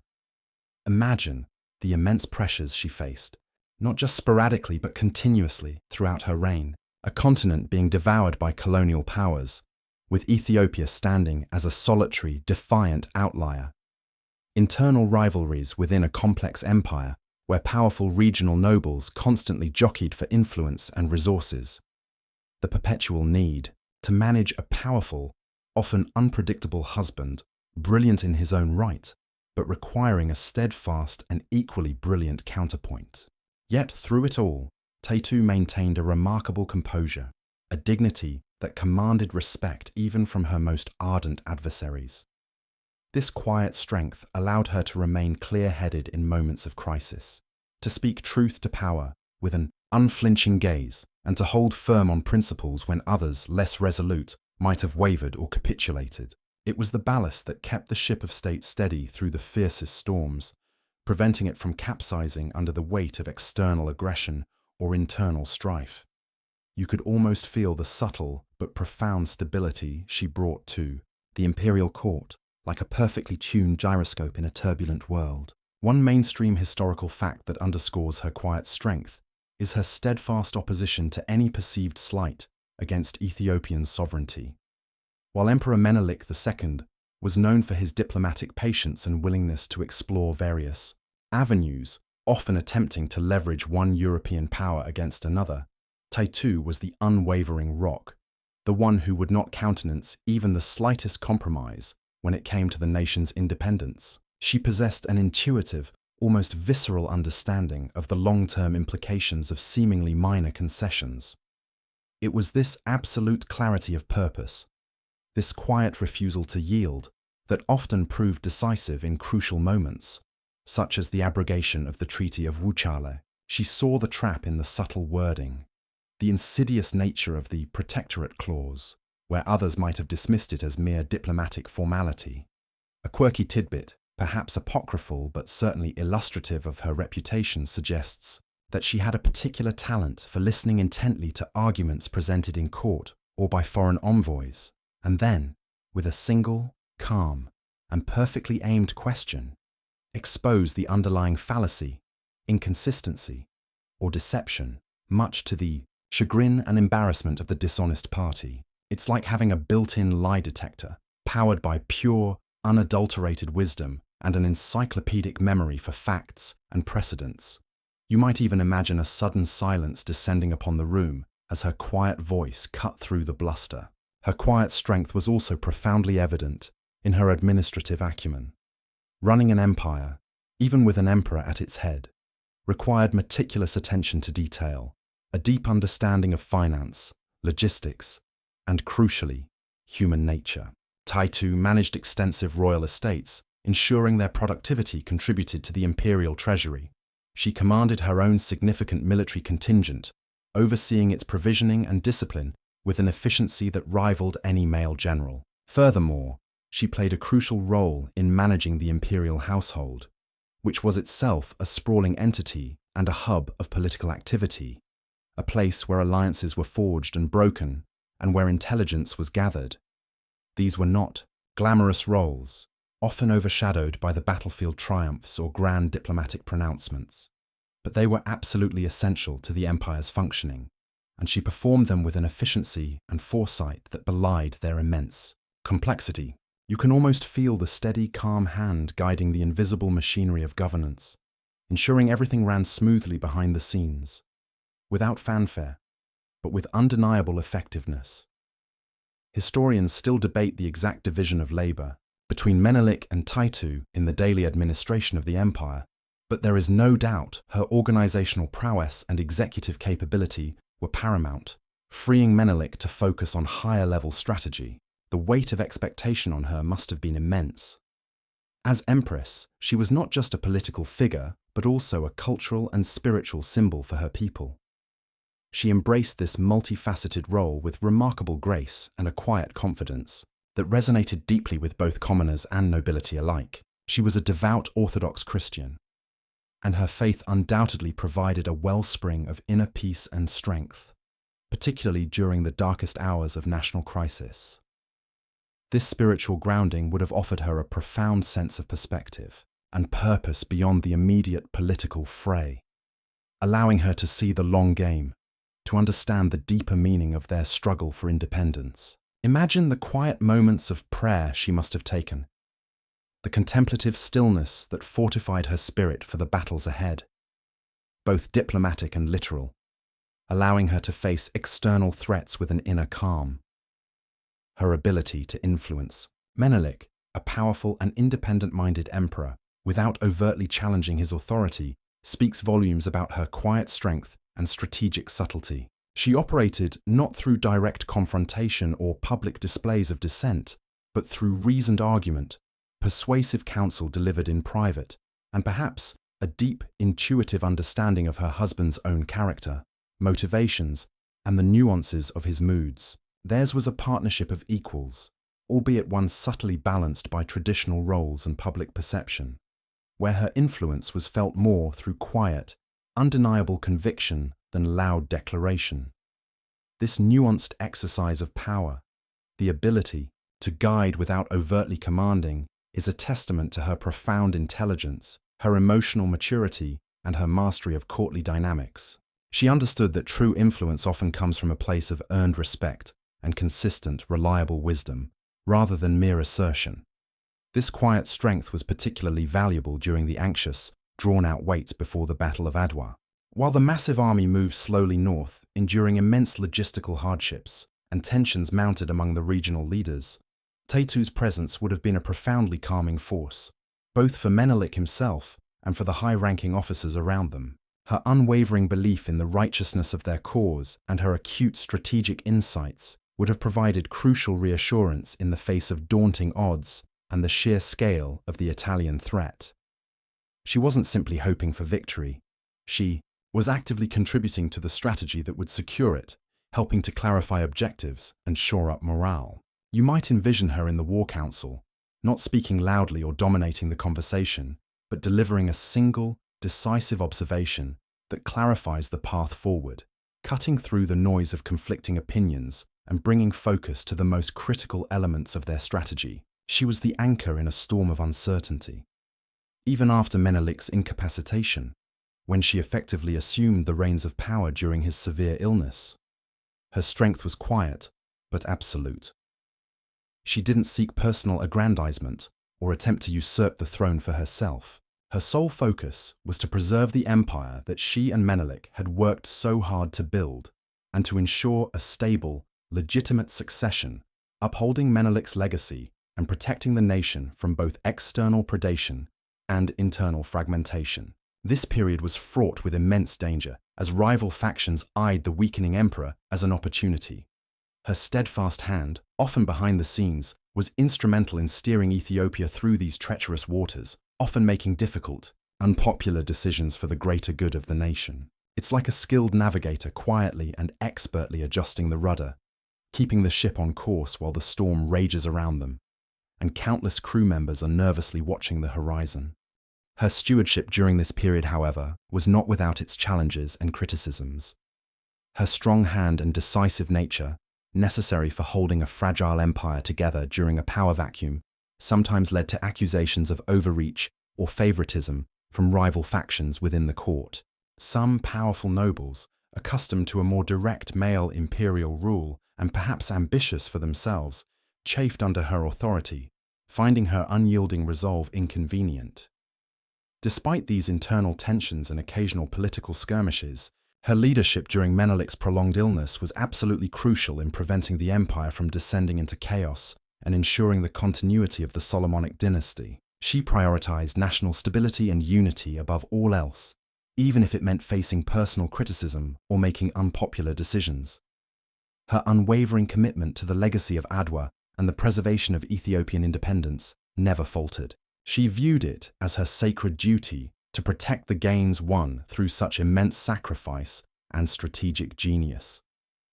Even after Menelik's eventual death in 1913, Taytu remained a respected, though less politically active figure in the imperial court.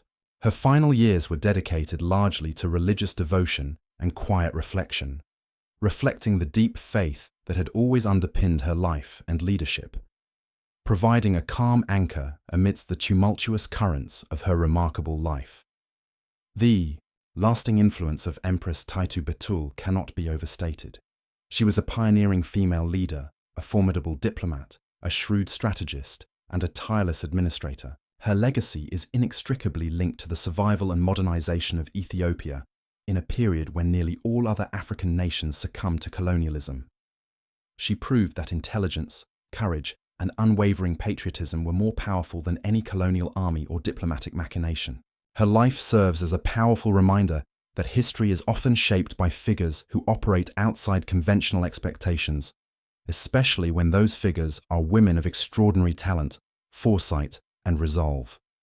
The quiet strength she possessed allowed her to endure, to lead, and to inspire, leaving an indelible mark on her nation and on the broader sweep of world history. It wasn't the strength of a roaring lion, but the strength of a deeply rooted ancient tree, silently standing, firm against every storm. As the sun begins its slow descent, painting the sky with hues of amber and violet, you find yourself at the culmination of our journey through the extraordinary life of Empress Taytu Betul and the remarkable story of Ethiopia's defiance. We've traversed battlefields, navigated intricate diplomatic landscapes, and witnessed the quiet strength that preserved a nation's soul. Now we gather these threads, letting them settle into a calming narrative, a gentle winding down as you prepare to drift into slumber. The final reflections on Taytu's impact truly underscore how her actions, alongside Emperor Menelik II, forged a unique path for Ethiopia. In an era when the maps of Africa were being arbitrarily redrawn in European chanceries, Ethiopia stood as an unyielding beacon of independence. Her role was not merely supportive, it was fundamentally constitutive of this unparalleled success. She was not just a historical figure to be studied, she was a force of nature, a brilliant mind, and an indomitable spirit. Imagine the sheer audacity of it all. Here was an African nation, facing down the full might of a technologically superior European power, and not only winning the battle, but dictating the terms of peace. This was not an accident of history, it was the direct result of strategic foresight, unwavering unity, and the brilliant leadership exemplified by Taytu. She understood that true sovereignty was non-negotiable, a sacred trust to be defended at all costs. This conviction, deeply rooted in her character, became the bedrock of Ethiopia's resilience. One mainstream historical fact to gently ponder is that the victory at Adwa profoundly influenced subsequent African anti-colonial movements throughout the 20th century. It served as a powerful, living testament that European invincibility was a myth and that organized, determined resistance could indeed triumph. This legacy of inspiration, quietly echoing through decades, is a direct consequence of Taytu's and Menelik's actions. A quirky tidbit, perhaps a charming historical whisper, suggests that Taytu, in her later years, enjoyed recounting stories of the Adwa campaign, often with a mischievous twinkle in her eye, emphasizing the clever ways they outmaneuvered the European colonizers. You can almost hear her soft chuckle, a ripple of quiet satisfaction. Her steadfastness in ensuring that the Treaty of Wuchale was unequivocally renounced laid the groundwork for a genuine peace. It prevented a slow, insidious form of subjugation, forcing Italy to acknowledge Ethiopia as a sovereign equal.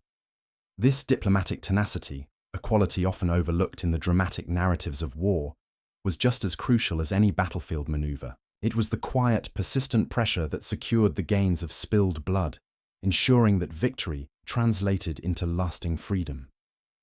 Historians still argue about the precise extent to which her strong opinions swayed Menelik on every single diplomatic point, but there's no denying that her voice was a powerful constant, always pushing for uncompromising independence. As you consider her work in nation-building and the development of Addis Ababa, remember that Taytu was looking far beyond the immediate crisis. She was laying the foundations for a modern state, one that could stand on its own feet culturally, economically, and administratively. Her vision for the capital, her patronage of local crafts, and her careful management of resources speak to a long-term strategic outlook. She wasn't just reacting to events. She was actively shaping the future of her beloved Ethiopia, brick by brick. policy by policy. It's like building a grand, sturdy house, ensuring every beam is sound, every foundation stone perfectly placed, so that it can withstand the test of time. The enduring strength of her partnership with Menelik II is a remarkable aspect of her story. In a world where power often breeds rivalry, their collaboration was a beacon of shared purpose. They complemented each other, their individual strengths combining to form an exceptionally effective ruling duo. Her influence on his decisions, often subtle but profound, ensured that the empire benefited from two sharp, dedicated minds working in concert. This quiet synergy, a bond of mutual respect and shared national ambition, was an untold secret weapon against their adversaries. As our narrative gently fades, consider the ripple effect of Taytu's life. Her courage inspired not only her contemporaries, but countless generations. Her image, whether in historical texts or whispered family stories, has become synonymous with resilience, national pride, and the unwavering spirit of a people determined to be free. She stands as a towering figure, not just in Ethiopian history, but in the broader tapestry of global anti-colonial resistance. Her legacy reminds us that heroism comes in many forms.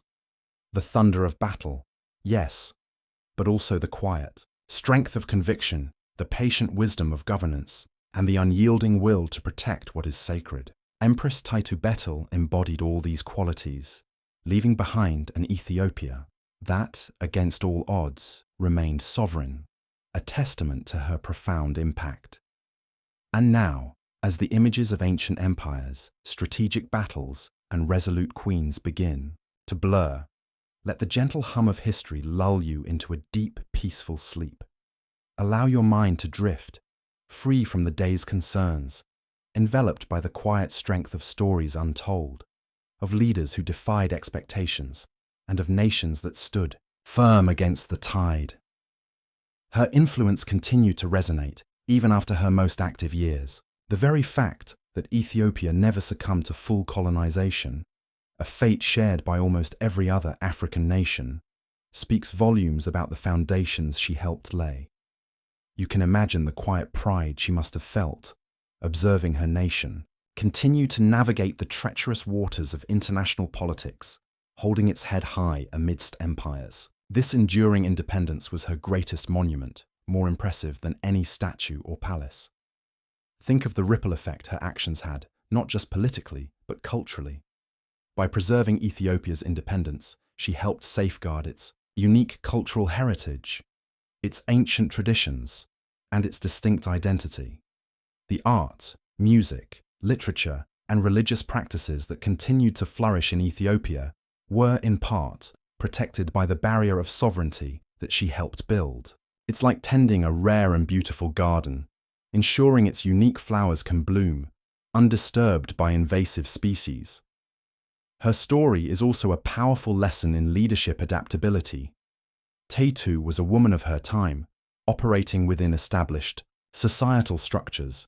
Yet, she demonstrated an extraordinary ability to adapt her leadership style to the demands of the moment, from astute diplomacy to battlefield command, and then to the intricate details of administration.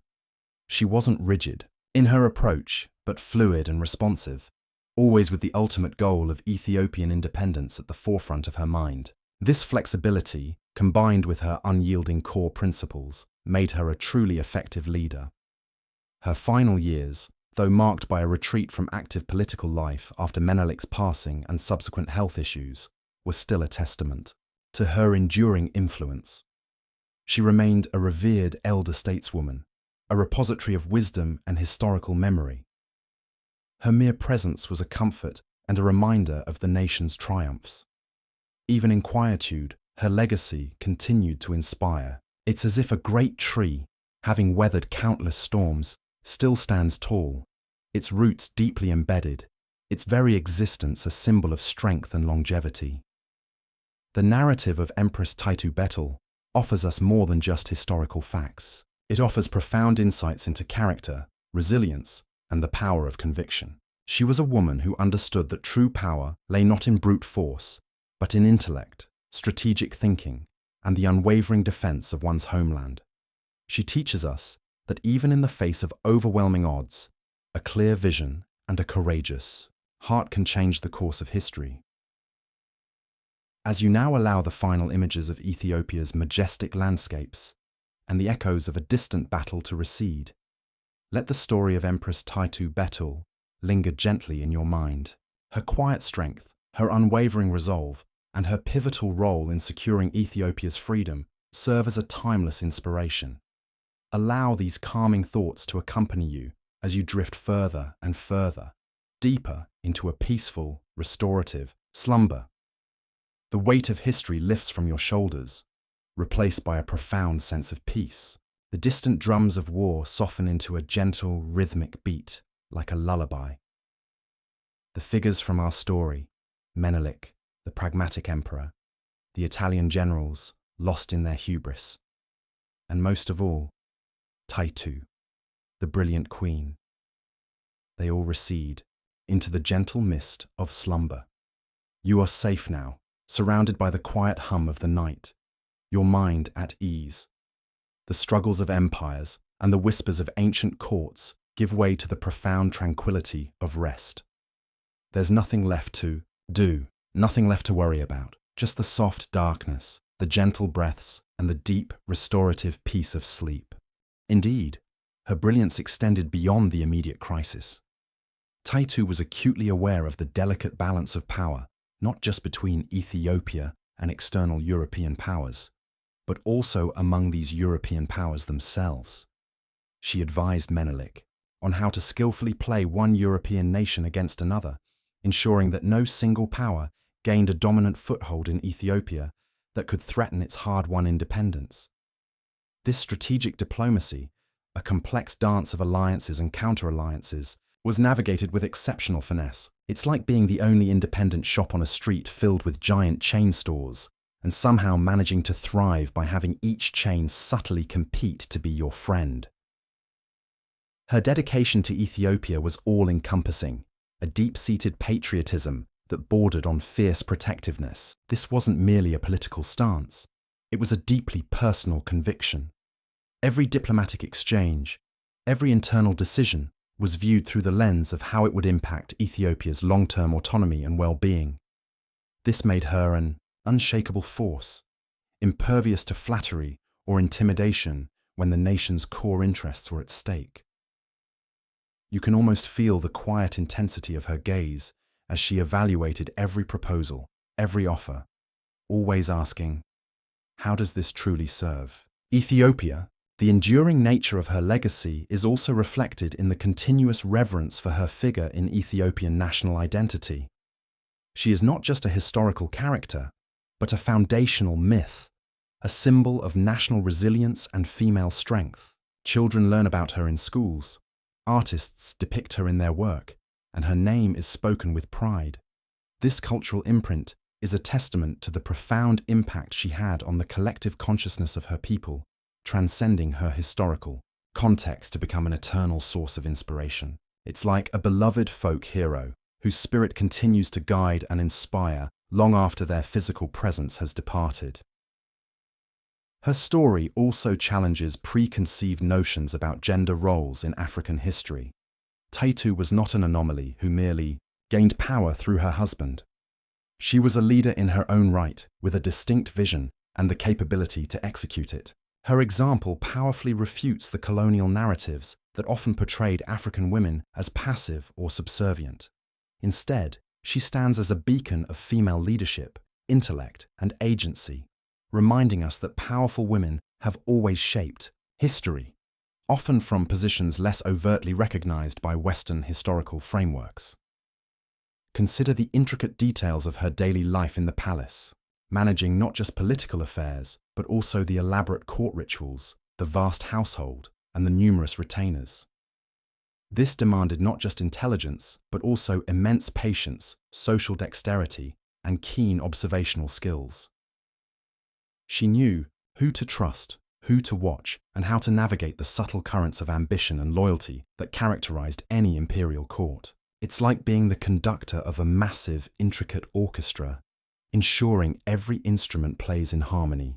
even when some musicians have their own ideas about the melody. The quiet, often unseen work of maintaining stability during times of peace and transition is arguably as vital as the grand gestures of war. Taytu excelled at this. Her meticulous attention to administrative details, her efforts to foster internal unity, and her steadfast stewardship during Menelik's final illness all speak to a profound commitment to the long-term well-being of the empire. She was the one who ensured that the hard-won victory on the battlefield translated into sustainable peace and progress. Without her continuous vigilance and steady hand, the gains of Adwa might have slowly eroded. So, as we conclude this journey, allow yourself to fully embrace the profound tranquility that follows the recounting of such an inspiring life.